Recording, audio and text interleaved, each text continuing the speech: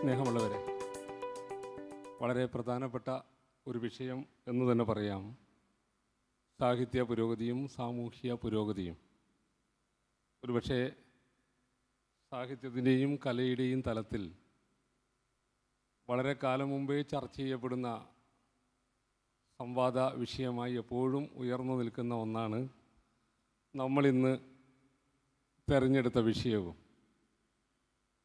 സാഹിത്യവും ജീവിതവും, സാഹിത്യവും സമൂഹവും, സാഹിത്യത്തിൻ്റെ സാമൂഹ്യ പ്രയോജനം എന്നെല്ലാമുള്ള വിഷയങ്ങളിൽ കുറേ കാലം മുമ്പ് മുതൽ തന്നെ ഈ വിഷയം ചർച്ച ചെയ്യപ്പെടുന്നുണ്ട്. എനിക്ക് തോന്നുന്നത് നമ്മുടെ ഈ ദേശീയ അന്തർദേശീയ സാഹിത്യോത്സവത്തിൻ്റെ കീവേഡ്, താക്കോൽ വാക്യം സാഹിത്യം, സംസ്കാരം, പുരോഗതി എന്നതാണ്. അങ്ങനെ നോക്കുമ്പോൾ ഇന്നിവിടെ ഈ കഴിഞ്ഞ 28 മുതൽ നടന്ന സാഹിത്യവും കലയുമായി ബന്ധപ്പെട്ട ഒരുപാട് വിഷയങ്ങളിലെ സംവാദങ്ങൾ ഇവിടെ നടന്നു, അവതരണങ്ങളും നടന്നു. ഈ അവതരണങ്ങളും സംവാദങ്ങളുമെല്ലാം വേറൊരു തരത്തിൽ ഈ വിഷയത്തിൽ ഊന്നി തന്നെയാണ് ഉണ്ടാകുന്നത്. തൊട്ടു മുമ്പ് ഇവിടെ നവാജ് ദർവീഷ് എന്ന പലസ്തീനിയൻ കവി സംസാരിച്ചു, നമ്മളൊക്കെ കേട്ടതാണ്. അവിടെ തന്നെ നമുക്കെല്ലാം അറിയാവുന്ന, മലയാളിക്ക് വളരെ സുപരിചിതനായ, സച്ചിദാനന്ദ മാഷ്ടിയൊക്കെ വിവർത്തനത്താൽ സുപരിചിതനായ മെഹമൂദ് ദർവീഷ് എന്ന് പറയുന്ന കവിയുണ്ട്. അദ്ദേഹത്തിൻ്റെ വളരെ പ്രസിദ്ധമായൊരു കവിതയിൽ ഒരു വാക്യമാണ് ഞാൻ ഉദ്ധരിക്കുന്നത്. എൻ്റെ രാജ്യമാണ് എൻ്റെ കവിത എന്നാണ് അദ്ദേഹം പറയുന്നത്. അതുതന്നെയാണ് വേറെ രീതിയിൽ നമ്മളിവിടെ ചർച്ച ചെയ്യുന്നത് എന്നാണ് എനിക്ക് തോന്നുന്നത്. എൻ്റെ രാജ്യം, എൻ്റെ സമൂഹം, എൻ്റെ രാജ്യത്തിൻ്റെ രാഷ്ട്രീയം, എൻ്റെ സമൂഹത്തിൻ്റെ രാഷ്ട്രീയം, ജനങ്ങളുടെ രാഷ്ട്രീയം, ഇതെല്ലാം തന്നെ ഈ ഒരു വിഷയത്തിൽ ഉൾക്കൊണ്ടു എന്നാണ് എനിക്ക് തോന്നുന്നത്. നമുക്കറിയാം, വലിയ രീതിയിലുള്ള വാദപ്രതിവാദം നടന്നിട്ടുണ്ട്. സാഹിത്യവും സാമൂഹ്യ ജീവിതവും തമ്മിലുള്ള ബന്ധത്തെക്കുറിച്ച് നമുക്കെല്ലാം അറിയാവുന്ന വളരെ പ്രധാനപ്പെട്ട ഒരു കാര്യം, എല്ലാവരും വളരെ ലളിതമായി അറിയാവുന്ന പ്രധാനപ്പെട്ട കാര്യം, ജീവിതമാണ് സാഹിത്യം എന്ന് തന്നെയാണ്. എല്ലാ തരത്തിലുമുള്ള ജീവിതം എന്ന് തന്നെയാണ്.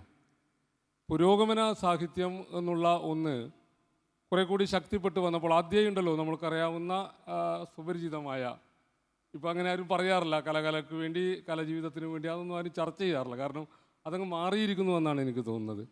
അന്ന് തൊട്ടേ ചർച്ച ചെയ്യുന്ന ഒരു വിഷയം ആണ് ഇത് എന്നാണ് ഞാൻ സൂചിപ്പിക്കുന്നത്.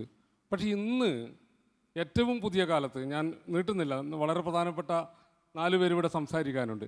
ഏറ്റവും പുതിയ കാലത്ത് അങ്ങനെ ഒരു സംശയമേ ഇല്ലാതായിരിക്കുന്നു എന്നുള്ളതാണ്. കലയും സാമൂഹ്യ പുരോഗതിയും എന്ന ഒരു സംശയം ഇപ്പം നിലനിൽക്കുന്നുണ്ടോ എന്ന് എനിക്കറിയില്ല.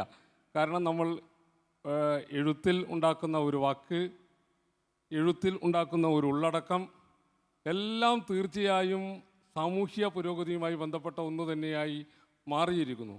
അത് കുറേ കൂടി വളർന്ന് രാഷ്ട്രീയമായി തന്നെ അത് ഉയർന്നു വന്നിരിക്കുന്നു എന്ന് കാണാം. ഉദാഹരണങ്ങളൊന്നും ഞാൻ ഇപ്പോൾ പറയുന്നില്ല. അതുകൊണ്ട് ഏറ്റവും പുതിയ എഴുത്ത് അതിലേക്ക് എത്തിച്ചേർന്നിരിക്കുന്നു എന്നുള്ളത് വളരെ വളരെ വളരെ ശരിയായ ഒന്നാണ് എന്നെനിക്ക് തോന്നുന്നു. അതുകൂടി ഈ ചർച്ചയിൽ, ഏറ്റവും പുതിയ എഴുത്തിനെ കൂടി ഈ ചർച്ചയിൽ വരും. നമുക്കറിയാം, ഈ സാമൂഹ്യ പുരോഗതി എന്ന് പറയുന്ന ഒന്ന് എഴുത്തിനെയുമായി ബന്ധിപ്പിക്കുമ്പോൾ ഉണ്ടായ വളരെ പ്രധാനപ്പെട്ട വലിയ നേട്ടങ്ങളിലൊന്ന്, അല്ലെങ്കിൽ വലിയ നന്മകളിലൊന്ന്, അങ്ങനെയൊക്കെ പറയാം. ഒന്ന്, അത് ഏറ്റവും അടിത്തട്ടിലുള്ള മനുഷ്യ ജീവിതത്തെ കൂടി എഴുത്തിലേക്ക് കൊണ്ടുവന്നു എന്നതാണ്. ഇന്നലെ ഇക്ബാൽ സാർ ഇവിടെ സംസാരിക്കുമ്പോൾ രോഗവും സാഹിത്യവും എന്ന വിഷയവുമായി ബന്ധപ്പെട്ട് സംസാരിക്കുമ്പോൾ തോട്ടിയുടെ മകനെക്കുറിച്ചാണ് ഇന്നലെ ഇവിടെ സംസാരിച്ചത്.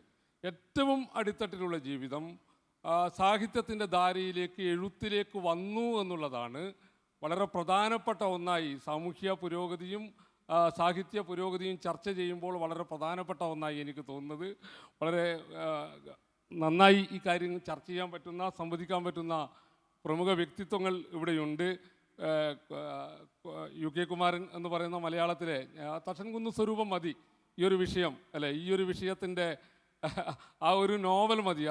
അതിൽ സാമൂഹ്യ ജീവിതമാണ്, രാഷ്ട്രീയമാണ്. നമ്മൾ കടന്നു വന്ന മലയാളി ജീവിതം കടന്നു വന്ന വലിയ രാഷ്ട്രീയമാണ്. അതെല്ലാം വിളിച്ചു പറയുന്ന തക്ഷംകുന്ന് സ്വരൂപം എന്ന് പറയുന്ന നോവൽ എഴുതിയ മറ്റ് കഥകളും നോവലുകളെല്ലാം ഉണ്ട്. ഞാൻ വിശദീകരിക്കുന്നില്ല. UK ഉണ്ട്. അതുപോലെ CR പ്രസാദ് മാഷുണ്ട്. ഈ സാഹിത്യ വിമർശന രംഗത്ത് വളരെ ശ്രദ്ധേയമായ സംഭാവനകൾ നൽകിയ CR പ്രസാദ് മാഷുണ്ട്. ഒലീന ടീച്ചറുണ്ട്. AG ഒലീന ടീച്ചർ എഴുത്തിലും അതുപോലെ തന്നെ പ്രഭാഷണങ്ങളിലും ഒക്കെയായിട്ട് സാംസ്കാരിക പ്രവർത്തനങ്ങളിലും ഒക്കെ ഉള്ള ഒലീന ടീച്ചറുണ്ട്. പ്രൊഫസർ M ഹരിദാസ് ഉണ്ട് ഇവിടെ സാംസ്കാരിക പ്രവർത്തനങ്ങളിലും അതുപോലെ നമ്മുടെ ശാസ്ത്ര സാഹിത്യ പരിഷത്തിൻ്റെ പ്രവർത്തനം, സാമൂഹിക ജീവിതവുമായി ബന്ധപ്പെട്ട സാഹിത്യ കലാപ്രവർത്തനങ്ങളുടെ കൂടെ എപ്പോഴും നിൽക്കുന്ന പ്രൊഫസർ M ഹരിദാസ് മാഷുണ്ട്. അങ്ങനെ ഒരു വളരെ സമ്പന്നമായ ഒരു നിര ഇവിടെയുണ്ട്, ഒരു പാനൽ ഇവിടെയുണ്ട്. ഞാൻ ആദ്യം തന്നെ ഇതിൻ്റെ ഒരു ആദ്യത്തെ പ്രതികരണം എന്നുള്ള നിലയിൽ നമുക്ക് 1 മണിക്കാണ് അവസാനിപ്പിക്കേണ്ടത്. തീർച്ചയായും 4 പേരും ആ ഒരു സമയം ക്ലിപ്തപ്പെടുത്തി സംസാരിക്കും എന്ന് തന്നെ പ്രതീക്ഷിക്കുന്നു. ആദ്യത്തെ പ്രതികരണം എന്നുള്ള നിലയിൽ മലയാളത്തിൻ്റെ പ്രിയപ്പെട്ട നോവലിസ്റ്റ്, സാമൂഹിക ജീവിതത്തിൻ്റെ അടിയൊഴുക്കുകൾ അല്ലെങ്കിൽ അതിൻ്റെ ഒരു വിഭിന്ന തലങ്ങൾ തൻ്റെ നോവലിലും കഥകളിലും ഒക്കെ പ്രകാശിപ്പിച്ച കുമാരേട്ടനെ സ്നേഹപൂർവ്വം ക്ഷണിക്കുന്നു. വേദിയിലിരിക്കുന്ന പ്രമുഖ വ്യക്തിത്വങ്ങളെ, ബഹുമാന്യരായ സദസ്യരെ, എല്ലാവർക്കും എൻ്റെ നമസ്കാരം.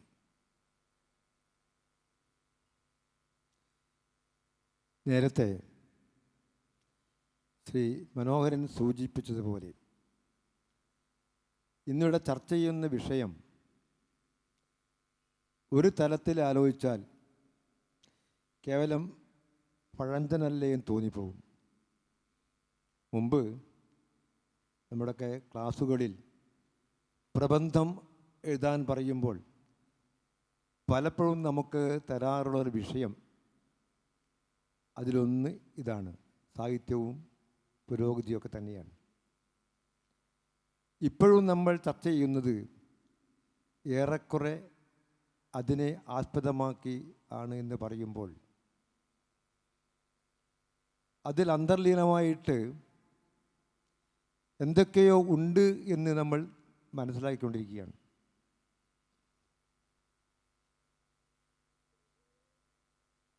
സാഹിത്യത്തിന് സമൂഹവുമായി നേരിട്ട് ബന്ധമൊന്നുമില്ല എന്ന് പറയുന്നൊരു ഭാഗവും,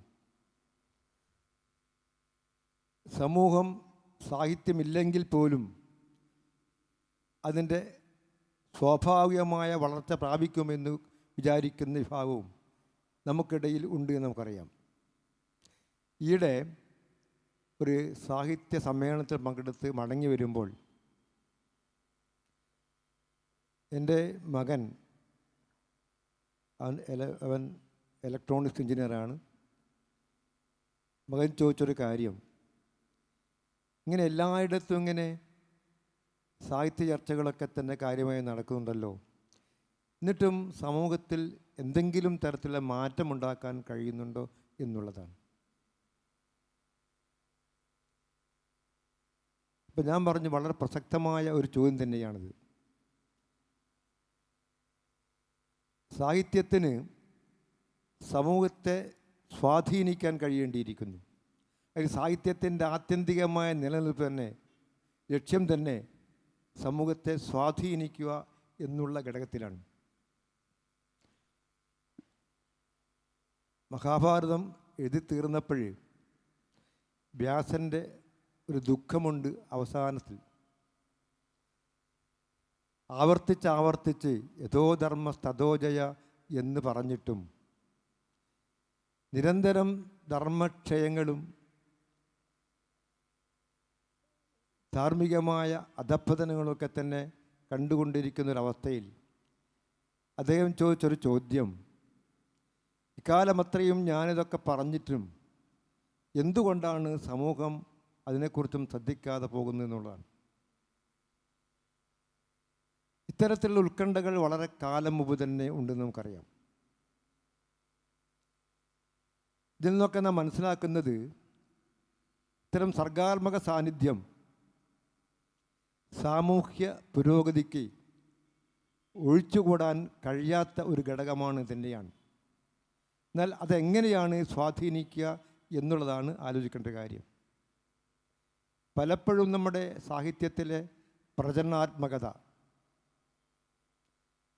അത് ഒരു തരത്തിലും സമൂഹത്തെ സ്വാധീനിക്കാൻ കഴിയില്ല എന്ന് പലരും പറയുന്നുണ്ട്. അത്തരം പ്രചരണാത്മകമായ സാഹിത്യമല്ല നമുക്ക് വേണ്ടത്. മറിച്ച് ജൈവികത മുന്നിട്ടിൽ നിൽക്കുന്ന സാഹിത്യമാണ് വേണ്ടത് എന്ന് പല കാലങ്ങളിലായി പലരും പറഞ്ഞുകൊണ്ടിരിക്കുകയാണ്. ഞാനിപ്പോൾ ഓർമ്മിക്കുന്നൊരു കാര്യം, മുമ്പ് വളരെ വർഷം മുമ്പിട്ട് നമ്മുടെ പ്രശസ്തനായ സാഹിത്യ നിരൂപകൻ, അദ്ദേഹം ആനുകാലികമായ ഒരുപാട് സാഹിത്യത്തെ എടുത്ത് ഉദ്ധരിച്ചുകൊണ്ട് പറഞ്ഞു. അദ്ദേഹം മറ്റാരുമല്ല, KP അപ്പനാണ്. അദ്ദേഹം പറഞ്ഞൊരു കാര്യം, സാഹിത്യത്തിൽ യാന്ത്രികത കൂടി വരുന്നു എന്നുള്ളതാണ്. അതുകൊണ്ട് തന്നെ അത്തരം യാന്ത്രികമായ സാഹിത്യം ഒരു തരത്തിലും നമ്മുടെ സമൂഹത്തെ സ്വാധീനിക്കാൻ കഴിയില്ല എന്നും അദ്ദേഹം ധ്വനിപ്പിക്കുകയുണ്ടായി. യഥാർത്ഥത്തിൽ അദ്ദേഹത്തിൻ്റെ നിലപാട് അല്ലെ കാഴ്ചപ്പാട് വളരെ പ്രസക്തമാണ് എന്ന് ഇന്നും നാം വിശ്വസിക്കേണ്ടിയിരിക്കുന്നു. സാഹിത്യം സ്വാധീനിക്കപ്പെടുന്നത് അതിൻ്റെ യാന്ത്രികതയിലല്ല, മറിച്ച് അതിൻ്റെ ജൈവികതയിലാണ്. അത്തരം ജൈവികമായ സാന്നിധ്യം സാഹിത്യത്തിൽ നമുക്ക് കൊടുക്കാൻ സാധിക്കുന്നുണ്ടോ? അത്തരം സാഹിത്യങ്ങൾ തീർച്ചയായിട്ടും സമൂഹത്തെ ഏതെങ്കിലും തലത്തിൽ സ്വാധീനിക്കുമെന്ന് പല ഘട്ടങ്ങളിലായിട്ട് നാം മനസ്സിലാക്കിയിട്ടുള്ളതാണ്. ഈ ഒരു കാഴ്ചപ്പാട് എഴുത്തുകാരിൽ നിന്ന് വഴുതിപ്പോഴുമ്പോഴാണ് സാഹിത്യം യാന്ത്രികമായി പോകുന്നത്. മാത്രവുമല്ല, എഴുത്തിന് പല രൂപാന്തരങ്ങളും വന്നുകൊണ്ടിരിക്കുകയാണ്. അടുത്ത കാലത്ത് ഒരു സാഹിത്യ സമ്മേളനത്തിൽ പങ്കെടുത്തുകൊണ്ട് ഏറ്റവും പുതിയ തലമുറയിലെ അമൽ എന്നുള്ള എഴുത്തുകാരൻ, അദ്ദേഹം ജപ്പാനിലാണുള്ളത്, അദ്ദേഹം പറഞ്ഞൊരു കാര്യം ഞാൻ കേൾക്കുകയുണ്ടായി. അത് എന്നെ ഒരുപാട് ചിന്തിപ്പിക്കുകയും ചെയ്തു. കാരണം ജപ്പാനിൽ നമുക്കറിയാം ഒരുപാട് മഹത്തായ സാഹിത്യ സൃഷ്ടികൾ ഉണ്ടായിട്ടുള്ള ഒരു രാജ്യമാണ് ജപ്പാൻ. നോബൽ പ്രൈസ് ലഭിച്ച ധാരാളം എഴുത്തുകാരവിടെയുണ്ട്. പക്ഷേ അടുത്ത കാലത്തൊന്നും ജപ്പാനിൽ ഒരു നല്ല സാഹിത്യകൃതി നമുക്ക് കണ്ടെത്താൻ കഴിഞ്ഞിട്ടില്ല. എന്നാൽ ഈ അടുത്ത കാലത്ത് ഏറ്റവും ശ്രദ്ധേയമായ ഒരു കൃതി പുറത്തു വന്നു എന്നും അങ്ങനെ ആ പുറത്തു വന്ന കൃതി ധാരാളം ബഹുമതികൾ ലഭിച്ചപ്പോൾ അതെഴുതിയൊരു പെൺകുട്ടിയാണ്. ആ പെൺകുട്ടിക്ക് ഒരു അംഗീകാരം കൊടുക്കാൻ വേണ്ടി അവിടെയുള്ള സാഹിത്യ ആസ്വാദക സംഘടന തീരുമാനിക്കുന്നു. അങ്ങനെ ഒരു നാൾ അവിടെ ഒരു ഇതുപോലെയുള്ള രോഗം വിളിച്ചു കൂട്ടുന്നു. ആ പെൺകുട്ടിയെ അനുമോദിക്കുന്നു. ഒടുവിൽ ആ അനുമോദന ചടങ്ങിൽ പങ്കെടുത്തുകൊണ്ട് ആ പെൺകുട്ടി വെളിപ്പെടുത്തിയൊരു കാര്യം, യഥാർത്ഥത്തിൽ അത് എല്ലാവരെയും ഏറെ ചിന്തിപ്പിക്കുന്ന ഒന്നാണ്. ആ കുട്ടി പറഞ്ഞു, ഈ നോവൽ ഞാൻ എഴുതിയിട്ടുള്ളതല്ല, മറിച്ച് ആരെഴുതി? അതെഴുതിയത് ChatGPT ആണ്. നമുക്കറിയാം ChatGPT എന്നുള്ള ഏറ്റവും അത്യാധുനിക സംവിധാനത്തിലൂടെ നമുക്ക് നോവൽ എഴുതാം, കഥ എഴുതാം, ഉപന്യാസം എഴുതാം, എന്തും എഴുതാം. അത് വേറെ തലം. പക്ഷേ അത്തരം ഒരു നോവലിൽ എത്രത്തോളം നമ്മുടെ കാലമുണ്ടാകും, എത്രത്തോളം നമ്മുടെ സമൂഹമുണ്ടാകും, എത്രത്തോളം അതിന് ജൈവികത ഉണ്ടാകും എന്നുള്ള കാര്യം സംശയാസ്പദമാണെന്ന് പറയേണ്ടി വരും. അത് യാന്ത്രികമായ എഴുത്താണ്. അത്തരം യാന്ത്രികമായ ഒരു നോവൽ, ഒരു കലാസൃഷ്ടി ഒരിക്കൽ പോലും സമൂഹത്തെ ഒരു തരത്തിലും സ്വാധീനിക്കാൻ സാധ്യതയില്ല. എന്നാൽ നാം മനസ്സിലാക്കേണ്ടത്, ഏറെ അതിവിദൂരമല്ലാത്തൊരു കാലത്ത് കേരളത്തിൽ പോലും ChatGPTയുടെ സഹായത്തോടു കൂടി വരുന്ന സഹസാഹിത്യങ്ങൾ ഉണ്ടാവില്ലേ എന്ന് ഞാൻ ഭയപ്പെടുകയാണ്. കാരണം അതിവേഗം മാറിക്കൊണ്ടിരിക്കുകയാണ്. പക്ഷെ അത്തരമൊരു കാലത്തെ എങ്ങനെ പ്രതിരോധിക്കാൻ കഴിയും എന്നുള്ളതാണ് എഴുത്തുകാരൻ നേരിടുന്ന ഏറ്റവും വലിയ ഭീഷണി എന്നാണ് ഞാൻ മനസ്സിലാക്കുന്നത്. നല്ലൊരു നോവൽ അല്ലെങ്കിൽ നല്ലൊരു സാഹിത്യ സൃഷ്ടി ഉണ്ടാകണമെന്നുണ്ടെങ്കിൽ അതിന് നമ്മുടെ സമൂഹത്തിൻ്റെ സാന്നിധ്യം ആവശ്യമാണ്. അതിന് നമ്മുടെ കാലത്തിൻ്റെ സ്വാധീനമുണ്ടാകേണ്ടതുണ്ട്. മാത്രവുമല്ല അതിന് നമ്മുടെ മാതൃഭാഷയുടെ തെളിമ ഉണ്ടാകേണ്ടതുണ്ട്. ഇതെല്ലാം ചേരുമ്പോഴാണ് ഒരു സാഹിത്യ സൃഷ്ടി ജൈവികതമാകുന്നത്. അതല്ലാതെ കേവലം യാന്ത്രികതയിൽ പടുത്തുയർത്തുന്ന ഒരു സാഹിത്യ സൃഷ്ടിയും ജൈവികമാകില്ല എന്ന് നമുക്ക് പൂർണ്ണമായും മനസ്സിലാക്കേണ്ടി വരും. അപ്പോൾ ആ രീതിയിൽ നമ്മുടെ സമൂഹ സാഹിത്യം വളരെയേറെ ഭീഷണി നേരിട്ടുകൊണ്ടിരിക്കുന്ന കാലം കൂടിയാണത്. ഇപ്പോൾ തന്നെ നമ്മുടെ പല എഴുത്തുകാരും അവർക്ക് എഴുതുവാനൊക്കെ എവിടെയും യാത്ര ചെയ്യേണ്ട കാര്യമില്ല. മുമ്പൊക്കെ മറ്റൊരു രാജ്യത്തെ അരണമെന്നുകൊണ്ട് അവിടെ പോകേണ്ടിയിരുന്നു. ഇന്നെവിടെയും പോകേണ്ട യാതൊരു ആവശ്യമില്ല. സ്വന്തം മുറിക്കകത്തിരുന്നാൽ ഏത് രാജ്യത്തിൻ്റെ അനുഭവവും ഏതു രാജ്യത്തിൻ്റെ കാലാവസ്ഥയും ഏതു രാജ്യ സംസ്കാരത്തെയും പൂർണ്ണമായി ഉൾക്കൊള്ളാൻ കഴിയുന്ന യന്ത്ര സംവിധാനം ഇന്നുണ്ട്. അതൊക്കെ തന്നെ കൂടിച്ചേരുമ്പോൾ നമ്മുടെ സാഹിത്യം എവിടെ എത്തിച്ചേരും എന്ന് ഗാഢമായി ചിന്തിക്കേണ്ട ഒരവസരം കൂടിയാണിത്. ഞാൻ പൂർണ്ണമായി വിശ്വസിക്കുന്ന ഒരു കാര്യം, ഒരിക്കൽ പോലും ഒരു കലാസൃഷ്ടിയിൽ ജൈവിക സാന്നിധ്യം ഇല്ലാതെ വരികയാണെങ്കിൽ അത് ഒരു തരത്തിലും വായനക്കാരുടെ മനസ്സിൽ സ്പർശിക്കപ്പെടുകയില്ല എന്ന് കാലം തെളിയിച്ചു കൊണ്ടിരിക്കുകയാണ്. അതുകൊണ്ടാണ് ഒരിക്കൽ നമ്മുടെ മഹാനായ എഴുത്തുകാരൻ വിക്ടർ ഹ്യൂഗോ ഒരു ഘട്ടത്തിൽ പറയുകയുണ്ടായി, ഒരു വായനശാല ഒരിടത്ത് തുറക്കപ്പെടുമ്പോൾ അതിനടുത്തൊരു ജയിലറ അടയ്ക്കപ്പെടുന്നു എന്നുള്ളത്. വായനയ്ക്ക് അതിനെത്രമാത്രം ഒരു ജയിലറ അടയ്ക്കപ്പെടുവാൻ എത്രത്തോളം സ്വാധീനം ചെലുത്താൻ കഴിയുമെന്ന് ചൂണ്ടിക്കാണിക്കുകയാണത്. എന്നാൽ ഇന്നതിന് എത്രത്തോളം കഴിയുമെന്നുള്ള ഒരു അവസ്ഥയിലേക്ക് നാം എത്തിച്ചുകൊണ്ടിരിക്കുന്നു. അതിൻ്റെ കാരണം നമ്മുടെ എഴുത്തുകളൊക്കെ തന്നെയും നമ്മുടെ സംസ്കാരവുമായിട്ടും നമ്മുടെ മണ്ണുമായിട്ടും നമ്മുടെ മനസ്സുമായിട്ടും ഇടപഴകുവാനുള്ള ഒരു താല്പര്യക്കുറവ് പ്രകടിപ്പിച്ചു കൊണ്ടിരിക്കുന്ന കാലം കൂടിയാണ്. എങ്കിൽ പോലും പലപ്പോഴും അടുത്ത കാലത്ത് പുറത്തു വന്ന പല സാഹിത്യ സൃഷ്ടികളും യഥാർത്ഥത്തിൽ ഈ ഒരു വെല്ലുവിളിയെ അഭിമുഖീകരിക്കുന്നുണ്ട് എന്ന് പറയുവാൻ ഞാൻ ആഗ്രഹിക്കുകയാണ്. കാരണം പല പുതിയ നോവലുകളും വായിക്കുമ്പോഴും അതിൽ വ്യക്തമായ കാഴ്ചപ്പാടോടുകൂടി അവർക്കൊരു പുതിയ കാര്യം പറയാൻ അവർ ശ്രമിക്കുന്നുണ്ട്. അത് നല്ല കാര്യം തന്നെയാണ്. പക്ഷേ അതിൽ യാന്ത്രികത കടന്നു വരാൻ സൂക്ഷിക്കേണ്ട ഉത്തരവാദിത്വം എഴുത്തുകാർക്കുണ്ട് എന്നാണ് എൻ്റെ ഒരു കാഴ്ചപ്പാട്. ആ കാഴ്ചപ്പാട് ഇവിടെ അവതരിപ്പിക്കാനാണ് ഞാൻ ഉദ്ദേശിക്കുന്നത്. നന്ദി, നമസ്കാരം. മാഷ് എഴുത്തിലെ യാന്ത്രികതയെക്കുറിച്ചാണ് ChatGPT ഒക്കെ പറഞ്ഞുകൊണ്ട് മാഷ് ഇവിടെ സംസാരിച്ചത്. തീർച്ചയായും എഴുത്തിൻ്റെ ഉള്ള് അത് സത്യം നിറഞ്ഞതായിരിക്കണമെന്ന് പറയാറുണ്ട്.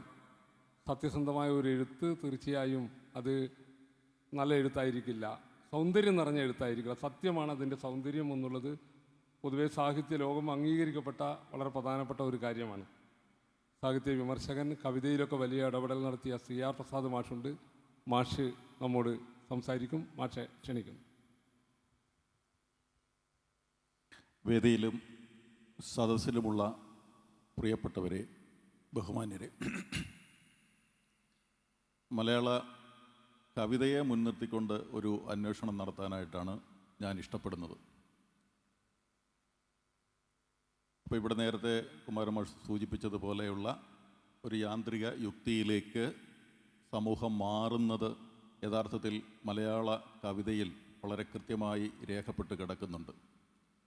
ഞാനിവിടെ ഉദ്ദേശിക്കുന്ന കാര്യം, കവിത അതിൻ്റെ ഉള്ളിലൂടെ പറഞ്ഞു വയ്ക്കുന്ന ചില കാര്യങ്ങളുണ്ട്.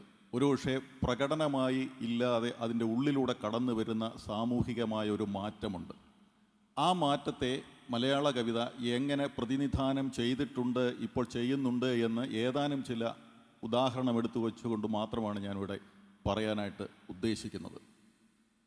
ഇന്ത്യൻ അവസ്ഥ എന്നുള്ളത് യഥാർത്ഥത്തിൽ നമ്മൾക്കെല്ലാം അറിയാവുന്നത് പോലെ ഒരു പ്രജ എന്ന സങ്കല്പത്തിൽ നിന്നും മാറിയിട്ട് പൗരസങ്കല്പത്തിലേക്ക് വന്നത് സ്വാതന്ത്ര്യം നേടിയതിന് ശേഷമാണ്. പ്രജ എന്ന സങ്കല്പവും പൗരൻ എന്ന സങ്കല്പവും തീർത്തും വ്യത്യസ്തമായ രണ്ട് മനുഷ്യ ജീവിതങ്ങളുടെ അവസ്ഥ തന്നെയാണ്. ഈ മാറ്റം എന്ന് പറയുന്നത് വീണ്ടും ഒരു പ്രജാസങ്കല്പത്തിലേക്ക് പോകുന്നുണ്ടോ എന്നുള്ള ഒരു സംശയം നമ്മുടെ മനസ്സിൽ നിൽക്കുന്ന സാഹചര്യത്തിലാണ് യഥാർത്ഥത്തിൽ സാമൂഹിക പുരോഗതിയും സാഹിത്യ പുരോഗതിയും എന്ന ഈ വിഷയം ഇവിടെ സംസാരത്തിന് എടുക്കുന്നത്. ഇത് വീണ്ടും വീണ്ടും നമ്മൾ ചർച്ച ചെയ്യുന്നതിനെക്കുറിച്ച് കുമാരൻ മാഷ് ഇവിടെ സൂചിപ്പിക്കുകയുണ്ടായി. പല കാര്യങ്ങളും നമ്മൾ വീണ്ടും വീണ്ടും പറഞ്ഞുകൊണ്ടേ ഇരിക്കേണ്ട, ആവർത്തിക്കേണ്ട ഒരു സാഹചര്യത്തിലൂടെയാണ് നമ്മൾ പോകുന്നത് എന്നതുകൊണ്ട് കൂടിയാവാം ഇങ്ങനെയൊരു വിഷയം ഇവിടെ സൂചിപ്പിക്കപ്പെടുന്നത്, ചർച്ച ചെയ്യപ്പെടുന്നത്. മലയാള കവിതയിൽ മാപ്പ് എന്നൊരു കവിതയുണ്ട്. വള്ളത്തോളിൻ്റെയാണ് കവിത. ചെറുവണ്ണൂർ റെയിൽവേ സ്റ്റേഷനിൽ കിടക്കുന്ന ഒരു വൃദ്ധനെയാണ് ആ കവിത ആവിഷ്കരിക്കുന്നത്. ചെറുവണ്ണൂർ റെയിൽവേ സ്റ്റേഷൻ കിടക്കുന്ന ആ വൃദ്ധൻ തൊട്ടടുത്ത ഒരു ഫാക്ടറിയിൽ നിന്നും പുറന്തള്ളിയ ഒരു ജോലിക്കാരനാണ് എന്നുള്ള സൂചനയും ആ കവിത നൽകുന്നുണ്ട്. കേരളീയ സാമൂഹിക ചുറ്റുപാടിലേക്ക് യാത്രയും വ്യവസായവൽക്കരണവും കടന്നു വരുന്ന സാഹചര്യത്തിൽ സമൂഹം എങ്ങനെ മാറുന്നു, പൗരൻ എങ്ങനെ മാറുന്നു എന്നുള്ള കൃത്യമായ സൂചന ആ കവിത നൽകുന്നുണ്ട് എന്ന് വായനയിലൂടെ നമുക്ക് മനസ്സിലാകും. എന്താണ് അത് നൽകുന്നത്? അവിടെ യഥാർത്ഥത്തിൽ ഒരു വ്യക്തിയെക്കുറിച്ച് പറയുമ്പോൾ, ആ വീണ് കിടക്കുന്ന വൃദ്ധനെക്കുറിച്ച് പറയുമ്പോൾ കവി സൂചിപ്പിക്കുന്ന കാര്യം അയാൾക്ക് കുപ്പായമില്ല, കുടയില്ല, ചെരുപ്പില്ല എന്നാണ്. കുപ്പായവും കുടയും ചെരുപ്പും ഒരു വ്യക്തിയെ നിർണയിക്കുന്ന ഒരു സാഹചര്യമാണ്, സാമൂഹികമായൊരു സാഹചര്യമാണ് അവിടെ കടന്നു വരുന്നത് എന്ന് കവി സൂചിപ്പിക്കുകയാണ്. യാത്ര വന്നപ്പോഴേക്കും, മലയാളിയുടെ യാത്രാ സങ്കല്പം വന്നപ്പോഴേക്കും, യാത്രയ്ക്കുള്ള സാധ്യത വന്നപ്പോൾ അതുമായി അനുബന്ധമായി കടന്നു വന്ന വ്യവസായവൽക്കരണവുമായി ബന്ധപ്പെട്ട കാര്യങ്ങൾ വന്നപ്പോൾ സ്വാഭാവികമായും സമൂഹം എന്നുള്ളത് രണ്ട് വിഭാഗമായി മാറുന്നതിൻ്റെ സാധ്യതയാണ്, സാഹചര്യമാണ് വള്ളത്തോൾ മാപ്പ് എന്ന കവിതയിലൂടെ സൂചിപ്പിക്കുന്നത് എന്ന് ഞാൻ കരുതുന്നു. ഈ വീണ് കിടക്കുന്ന ഈ തൊഴിലാളിയെ കണ്ടിട്ട് അയാൾക്ക് ചെരുപ്പില്ല, കുടയില്ല, കുപ്പായമില്ല എന്നതുകൊണ്ട് സഹതപിക്കുന്ന ഒരു സമൂഹത്തെയാണ് അവിടെ കാണുന്നത്. തൻ്റെ മുമ്പിലുള്ള ഒരാളുടെ ദയനീയ അവസ്ഥയെ കാണാനായിട്ടും ആ ദയനീയ അവസ്ഥയിൽ സഹതപിക്കാനുമായിട്ടുള്ള ഒരു മാനുഷിക മൂല്യം കൈമോശം വരാത്ത ഒരു സാമൂഹിക ചുറ്റുപാടിനെ അഭിസംബോധന ചെയ്യുന്ന കവിതയായിട്ടാണ് മാപ്പ് എന്ന കവിതയെ നമുക്ക് കാണാനായിട്ട് സാധിക്കുക. അതിനുശേഷം ഇതുപോലെയുള്ള ഒരു വൃദ്ധൻ കിടക്കുന്ന ഒരു രംഗം ആവിഷ്കരിക്കുന്ന ഒരു കവിതയുണ്ട്. മദിരാശിയിൽ ഒരു സായാഹ്നം എന്നുള്ളതാണ് ആ കവിത. അത് NV കൃഷ്ണവാര്യർ എഴുതിയ കവിതയാണ്. ആ കവിതയിൽ യഥാർത്ഥത്തിൽ കടന്നു വരുന്നത് ഇതുപോലെ ഒരു വൃദ്ധനാണ്. ആ വൃദ്ധനെക്കുറിച്ചല്ല, വൃദ്ധന് ചെരുപ്പില്ലെന്നോ വൃദ്ധന് കുടയില്ലെന്നോ വൃദ്ധന് വസ്ത്രമില്ലെന്നോ അല്ല ആ കവിതയിലെ ആഖ്യാതാവ് പറയുന്നത്. മറിച്ച് എനിക്ക് കുടയുണ്ട്, എനിക്ക് വസ്ത്രമുണ്ട്, എനിക്ക് ചെരുപ്പുണ്ട്, എനിക്ക് ടൈയുണ്ട്, എൻ്റെ കയ്യിൽ നല്ലൊരു വാച്ചുണ്ട്. ഈ വാച്ചിൻ്റെയൊക്കെ കാര്യങ്ങൾ ഇട്ടിരിക്കുന്ന ഓരോ വസ്ത്രത്തിൻ്റെയും ബ്രാൻഡ് വരെ ഉദ്ധരിച്ചുകൊണ്ടാണ് ആ കവിതയിൽ കവി ആ വ്യക്തിയെ ആവിഷ്കരിക്കുന്നത്. അവിടെ യഥാർത്ഥത്തിൽ സംഭവിക്കുന്ന എന്താണ്? മറ്റുള്ള ആളിനോടുള്ള സഹതാപമല്ല, മറിച്ച് അവിടെ നിന്ന് മാറിയിട്ട് എനിക്ക് എന്തൊക്കെയുണ്ട് എന്നതിൽ അഭിമാനം കണ്ടെത്തുന്ന ഒരു സാമൂഹിക ചുറ്റുപാടിലേക്കാണ് ആ കവിത മുന്നോട്ടേക്ക് കൊണ്ടുപോകുന്നത്. ഇത് യഥാർത്ഥത്തിൽ ഈ മാറ്റത്തെ ഒരു വ്യക്തി എന്ന നിലയിൽ, ഒരു പൗരനായതിനു ശേഷം അവിടെ ഉണ്ടാകുന്ന, നേരത്തെ പറഞ്ഞതുപോലെയുള്ള ആധുനികീകരണം നടന്നതിന് ശേഷം മാനസികമായി ഉണ്ടാകുന്ന ഈ ഒരു മാറ്റം എങ്ങനെയാണ് ഒറ്റയൊറ്റ വ്യക്തികളായി മാറിപ്പോകുന്നത് എന്നുള്ള സൂചന നൽകുന്നു. ഈ സൂചന, അതായത് ചെറുവണ്ണൂരിൽ കിടക്കുന്ന ഈ വൃദ്ധനെയും ഈ മദിരാശിയിൽ കിടക്കുന്ന ഈ വൃദ്ധനെയും തമ്മിൽ ബന്ധിപ്പിച്ച ഒരു പാലമാണ് യഥാർത്ഥത്തിൽ കുറ്റിപ്പുറം പാലം. മലയാള കവിതയിലെ കുറ്റിപ്പുറം പാലം എന്ന് നമുക്ക് പറയാനായിട്ട് സാധിക്കും. ഈ പാലം എന്ന് പറയുന്നത് യഥാർത്ഥത്തിൽ മലയാളിയിലുണ്ടായ, കേരളീയരിലുണ്ടായ വലിയൊരു മാറ്റത്തെ സൂചിപ്പിക്കുന്നതാണ്. കുറ്റിപ്പുറം പാലത്തിൽ കവി സൂചിപ്പിക്കുന്നുണ്ട്, നമ്മളെല്ലാവരും ആൾക്കൂട്ടമാണെന്നുണ്ടെങ്കിലും അവിടെയെല്ലാം കണ്ടാൽ മനസ്സിലാകാത്തവരായി മാറുന്നല്ലോ എന്ന് കവി വിലപിക്കുന്നുണ്ട്. ഈ വിലാപമാണ് യഥാർത്ഥത്തിൽ അതിശക്തമായിട്ട് നമുക്ക് ഈ മദിരാശിയിൽ ഒരു സായാഹ്നം എന്ന കവിതയിൽ കാണാനായിട്ട് സാധിക്കുന്നത്. എങ്ങനെ മലയാളി മാറുന്നു, അല്ലെങ്കിൽ ഇന്ത്യക്കാരൻ മാറുന്നു, തൻ്റെ ചുറ്റുമുള്ള സാമൂഹിക അവസ്ഥയോട് എങ്ങനെ പിന്തിരിയാൻ പറ്റുന്ന ഒരാളായി, കേവലമായ ഒരു ഇന്ത്യൻ എന്ന് ഞാൻ പറയുമ്പോൾ പോലും ഇന്ത്യൻ എന്ന് പറയുന്ന ആ സാകല്യത്തിൽ ഉൾപ്പെടുന്ന ഓരോരുത്തരെയും കൂട്ടിച്ചേർത്തുകൊണ്ട് ഒരു സമൂഹം എന്ന നിലയിൽ എനിക്ക് എങ്ങനെ കാണാനായിട്ട് സാധിക്കാതെ പോകുന്നു എന്നുള്ള ഒരു ചോദ്യം ഏതൊരു ഘട്ടത്തിലും നമ്മുടെ മനസ്സിലേക്ക് വരുന്നുണ്ട്. അതൊരു പക്ഷേ ഒരു പേടിയാവാം, അതല്ലെങ്കിൽ ഒരു വിധേയത്വമാകാം. പേടിയും വിധേയത്വവും എല്ലാം പരസ്പരം ബന്ധപ്പെട്ട് കിടക്കുന്ന കാര്യമാണ് എന്ന് നമുക്കറിയാവുന്ന ഒരു വസ്തുത കൂടിയാണ്. അങ്ങനെ ഒരു അവസ്ഥയെക്കുറിച്ചാണ് കഴിഞ്ഞ ലക്കം വന്ന ദേശാഭിമാനിയിൽ പേടി വികസന കമ്മീഷൻ എന്ന് KG ശങ്കരപ്പിള്ളയുടെ ഒരു കവിതയുണ്ട്. ആ കവിത വായിച്ചാൽ ഒരുപക്ഷെ നിങ്ങൾക്ക് മനസ്സിലാകുന്ന ഒരു കാര്യം ഇത് തന്നെയാണ്. പേടി വികസന കമ്മീഷൻ എന്നാണ് ആ കവിത. നിങ്ങളൊന്ന് എടുത്തു വായിച്ചു. ഈ ലക്കം ദേശാഭിമാനിയിൽ വന്നതാണ്. എങ്ങനെയാണ് ഒരു പേടി നമ്മുടെ ഉള്ളിലേക്ക് കടന്നു വന്നു കഴിഞ്ഞാൽ ഞാനല്ലാതാവുന്നത്, ഞാനല്ലാതാവുമ്പോൾ സ്വാഭാവികമായും ഞാൻ മറന്നു പോകുന്നത് എൻ്റെ സമൂഹത്തെയാണ്, എൻ്റെ സാംസ്കാരിക ചുറ്റുപാടിനെയാണ്, ഞാൻ ജീവിക്കുന്ന സാഹചര്യത്തെയാണ്, ഞാൻ ജീവിച്ച് ഇന്ന് എത്തി നിൽക്കുന്ന ഈ സാഹചര്യത്തിലേക്ക് കടന്നു വരാനായിട്ടുള്ള ചരിത്രത്തിൻ്റെ ദശാസന്ധികളെയാണ് എന്നൊക്കെ വളരെ കൃത്യമായി ആ കവിതയിലൂടെ കവി സൂചിപ്പിക്കാനായിട്ട് ശ്രമിക്കുന്നുണ്ട്. ഞാൻ പറഞ്ഞത്, നമ്മുടെ ഈ മാറ്റം എന്ന് പറയുന്നത് യഥാർത്ഥത്തിൽ ഒരുപാട് ആൾക്കാർ കൂടിയിരിക്കുമ്പോൾ പോലും ആ ആൾക്കാർ എന്ന് പറയുന്നത് ഒരു സമൂഹമാണോ അതോ ഒരു വ്യക്തിയാണോ എന്ന് നമ്മൾ അമ്പരന്ന് ഒന്ന് ചോദിക്കേണ്ടതായി വരും. ആൾക്കൂട്ടം എന്ന് പറയുന്നത് യഥാർത്ഥത്തിൽ ഒരു പൊതുസമ്മതിക്ക് വേണ്ടിയിട്ടുള്ള ഒന്നാണോ എന്ന് നമ്മൾ ചോദിക്കേണ്ടതായിട്ട് വരും. ആ ഒരു ചോദ്യമാണ് യഥാർത്ഥത്തിൽ ഈ പറയുന്ന പേടി വികസന കമ്മീഷൻ എന്ന കവിതയിലൂടെ KGS ആവിഷ്കരിക്കാൻ ശ്രമിക്കുന്നത് എന്ന് ഞാൻ വിശ്വസിക്കുന്നു. ആ കവിത അവസാനിക്കുന്നത് പേ വി കമ്മീഷൻ എന്നുള്ളതാണ്. പേ വി കമ്മീഷൻ എന്നുള്ളത് പേടി വികസന കമ്മീഷനുമാകാം, പേ വിഷ കമ്മീഷനും ആകാം എന്നുള്ളൊരു സാധ്യത എൻ്റെ വായനയിലൂടെ എനിക്ക് തോന്നുന്നു. പേ വാദിച്ചു കഴിഞ്ഞാൽ സ്വാഭാവികമായിട്ടും അങ്ങനെയുള്ള ആൾക്കാരെ നമ്മൾ അടുപ്പിക്കാറില്ല, മാറ്റി നിർത്തുകയാണ് എന്നുള്ള വസ്തുത കൂടി നമ്മൾ മനസ്സിലാക്കണം. അങ്ങനെ എല്ലാവരെയും മാറ്റി നിർത്തിയിട്ട് ഞാൻ മാത്രമാകുന്ന ഒരു സാഹചര്യത്തെ സൂചിപ്പിക്കുന്നതിൻ്റെ സൂക്ഷ്മമായ ഘടകങ്ങൾ മലയാള കവിതയിൽ പല ഘട്ടങ്ങളിലായിട്ട് രേഖപ്പെടുത്തുന്നുണ്ട്. ഇത് കവിതയിൽ വളരെ നേരിട്ട് ഒരു സാമൂഹിക അവസ്ഥയെ അഭിസംബോധന ചെയ്യുന്നതേ അല്ല. ഈ കവിതകളൊന്നും തന്നെ നേരിട്ട് അഭിസംബോധന ചെയ്യുന്നതല്ല, മറിച്ച് ഒരു പ്രമേയം ആവിഷ്കരിക്കുന്നു, അതിൻ്റെ ചുറ്റുപാടുകൾ ആവിഷ്കരിക്കുന്നു. ആ ചുറ്റുപാടിൽ നിന്ന് ഈ ഒരു സാമൂഹിക ചുറ്റുപാടിലേക്ക്, വ്യക്തിയിലേക്ക്, സമൂഹത്തിലേക്ക് ഒക്കെ പോകാൻ പറ്റുന്ന സാധ്യത കൃത്യതയോടെ ഈ കവിതകളിലൊക്കെ നമുക്ക് കാണാനായിട്ട് സാധിക്കുന്നുണ്ട്. മലയാള കവിതയുടെ വർത്തമാനകാലം ഇത്തരം ഒരുപാട് ചുറ്റുപാടുകൾ സൂചിപ്പിക്കുന്നുണ്ട്. എന്നിട്ടും സാഹിത്യത്തിൽ ഇത്തരം കാര്യങ്ങൾ വന്നിട്ടും എന്തുകൊണ്ട് സമൂഹം ഇങ്ങനെ വരാതിരിക്കുന്നു എന്നുള്ളത് ഗൗരവകരമായ ഒരു വിഷയം തന്നെയാണ് എന്ന് പറയേണ്ടതായിട്ടുണ്ട്. കാരണം സാഹിത്യം എന്ന് പറയുന്നത് നമ്മൾ വായിക്കുമ്പോൾ അതൊരു സമൂഹം എന്ന് പറയുന്ന അവസ്ഥയിൽ നിന്ന് മാറുകയാണോ, അതൊരു വൈയക്തിക അനുഭവമായി മാത്രം എടുക്കുകയാണോ എന്നുകൂടി ചിന്തിക്കേണ്ട ഒരു ബാധ്യത വായനക്കാർക്കെല്ലാം ഉണ്ട്. ഒരു കാലഘട്ടത്തിൽ കേരളീയ സമൂഹത്തെ വളരെ കൃത്യതയോടുകൂടി നിയന്ത്രിച്ചിരുന്നത് പൊതു ഇടങ്ങളെ നിയന്ത്രിച്ചിരുന്നത് ഇത്തരം കലാരൂപങ്ങളും സാഹിത്യ ആവിഷ്കാരങ്ങളായിരുന്നു എങ്കിൽ ഇന്ന് അത്തരം സാഹിത്യ ആവിഷ്കാരങ്ങൾ എന്തുകൊണ്ട് നമ്മുടെ ഒരു സാമൂഹിക മാറ്റത്തെ, അല്ലെങ്കിൽ ഒരു സമൂഹം എന്ന നിലയിൽ നമ്മളെ പരസ്പരം ചേർത്ത് നിർത്തുന്ന ഒരു ഘടകമാകാതെ പോകുന്നു എന്നുള്ള കാര്യം ആലോചിക്കേണ്ടതാണ്. അത്തരം ചിന്തകൾ ഒരുപക്ഷെ ഈ ചർച്ചയുടെ അടുത്ത ഭാഗത്തേക്ക് കൊണ്ടുവരാമെന്ന് തോന്നുന്നു. പ്രാഥമികമായി എനിക്ക് ഈ ഒരു കാര്യമാണ് പറയാനായിട്ട് ഉള്ളത്. നന്ദി. വളരെ ശ്രദ്ധേയമായ ഒരു നിരീക്ഷണമാണ് ഇപ്പോൾ അവസാനിപ്പിച്ചുകൊണ്ട് പ്രസാദ് മാഷ് വെച്ചിട്ടുള്ളത്.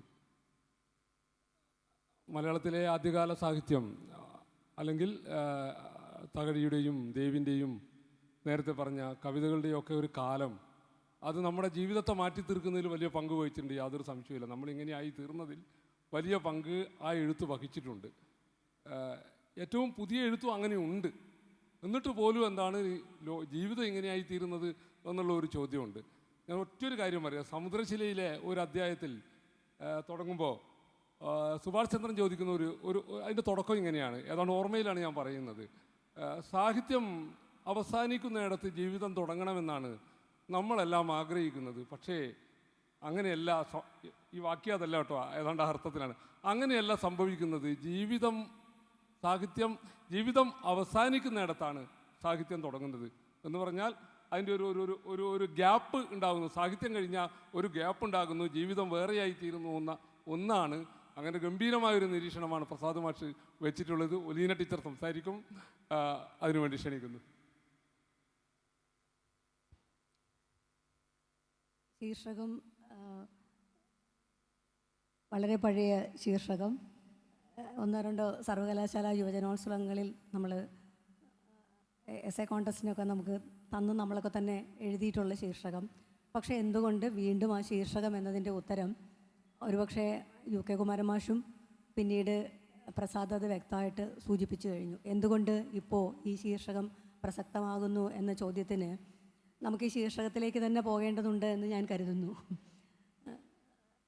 ഏത് മൂല്യങ്ങളെയാണ് നമ്മളെ മുന്നോട്ട് നയിക്കേണ്ടതെന്ന്, എന്താണ് സാമൂഹ്യ പുരോഗതിയെ നമ്മളെങ്ങനെ നിർവചിക്കുന്നു എന്നതുകൂടി പ്രസക്തമാണ് എന്ന് കരുതുന്നു. സാഹിത്യം എന്നത് എല്ലാ ജാനറുകളും, ഈ വിവിധ ജാനറുകളുടെയൊക്കെ ചേരുവയിൽ ഒരു കുടപദം എന്ന നിലയിൽ നമ്മുടെയൊക്കെ നിത്യ ജീവിത വൃത്തിയെ, നമ്മുടെയൊക്കെ നിത്യ ജീവിതത്തിൻ്റെ നാനാവ്യവഹാരങ്ങളിൽ അതിസൂക്ഷ്മമായിട്ട് ഇടപെടുകയും അങ്ങനെ ഇടപെടാത്ത ഒന്നിനെക്കുറിച്ചാണ് ഇപ്പോൾ UK കുമാരമാഷ് നേരത്തെ സൂചിപ്പിച്ചത്. നിർമ്മിത ബുദ്ധിയുടെ കാലത്ത് അങ്ങനെ ഇടപെടാൻ എത്ര കണ്ട് കഴിയുന്നു എന്ന പ്രധാനപ്പെട്ട ചോദ്യമാണിപ്പോൾ ഉന്നയിക്കപ്പെട്ടത്. അത്തരം സൂക്ഷ്മതകളിലൊക്കെ ഇടപെട്ടുകൊണ്ട് ചരിത്രപരമായി മനുഷ്യരാശി അവരുടെ അഭിലാഷങ്ങൾ പ്രകടിപ്പിക്കുന്നത്, മനുഷ്യരാശി അവരുടെ ഇച്ഛകളെ പൂർത്തിയാക്കാൻ സ്വപ്നം പ്രധാനമാണ്. അങ്ങനെ സ്വപ്നം കാണുന്നത് വ്യാവഹാരികമായി നിർവചിക്കപ്പെടുമ്പോഴാണ് ഏത് ഭാഷാരൂപത്തിൻ്റെയും ചരിത്രപരമായ പ്രസക്തി അല്ലെങ്കിൽ അതിന് വ്യാവഹാരികമായ പ്രസക്തി എന്ന നാളിതുവരെയുള്ള ലോകത്തെ എല്ലാ സാഹിത്യ ചർച്ചകളും നിരന്തരം നമ്മളെ ഓർപ്പിച്ചുകൊണ്ടിരിക്കുന്നു. സമകാലം ഇപ്പോൾ നമ്മൾ ജീവിച്ചുകൊണ്ടിരിക്കുന്ന കടന്നു പോകുന്ന ചരിത്ര മുഹൂർത്തം എന്ന് ഒറ്റവാക്കി പറയണോ, മുഹൂർത്തങ്ങൾ എന്ന് പ്ലൂറൽ വേണോ എന്നുള്ള ചോദ്യമാണ്. എല്ലാ പ്ലൂറൽ ആയ അംശങ്ങളും ചോർന്നു പോവുകയും വളരെ ഏകമാനമായിട്ട് വളരെ ഏകസ്വരത്തിലേക്ക് ചുരുങ്ങിപ്പോവുകയും ചെയ്യുന്ന ഒരു തലം. വിജയമാഷിൻ്റെ വളരെ ഭംഗിയുള്ളൊരു പ്രയോഗമുണ്ട്. ചരിത്രത്തിൻ്റെ ഭൂപടത്തിൽ സംസ്കാരത്തിൻ്റെ വിസ്തീർണം ഏറിയോ കുറഞ്ഞോ പോകുന്നു എന്ന് മാഷ് പറഞ്ഞു വെച്ചിട്ടുണ്ട്. പക്ഷേ ചരിത്രത്തിൻ്റെ ഭൂപടത്തിൽ സംസ്കാരത്തിൻ്റെ വിസ്തീർണം ഏതാണ്ടൊരു ബിന്ദുവായി ചുരുങ്ങിപ്പോകുന്ന, അല്ലെങ്കിൽ ഒരൊറ്റ സ്ഥലത്തേക്ക് ചുരുങ്ങിപ്പോകുന്ന കാലത്താണിപ്പോൾ നമ്മൾ ജീവിക്കുന്നത്.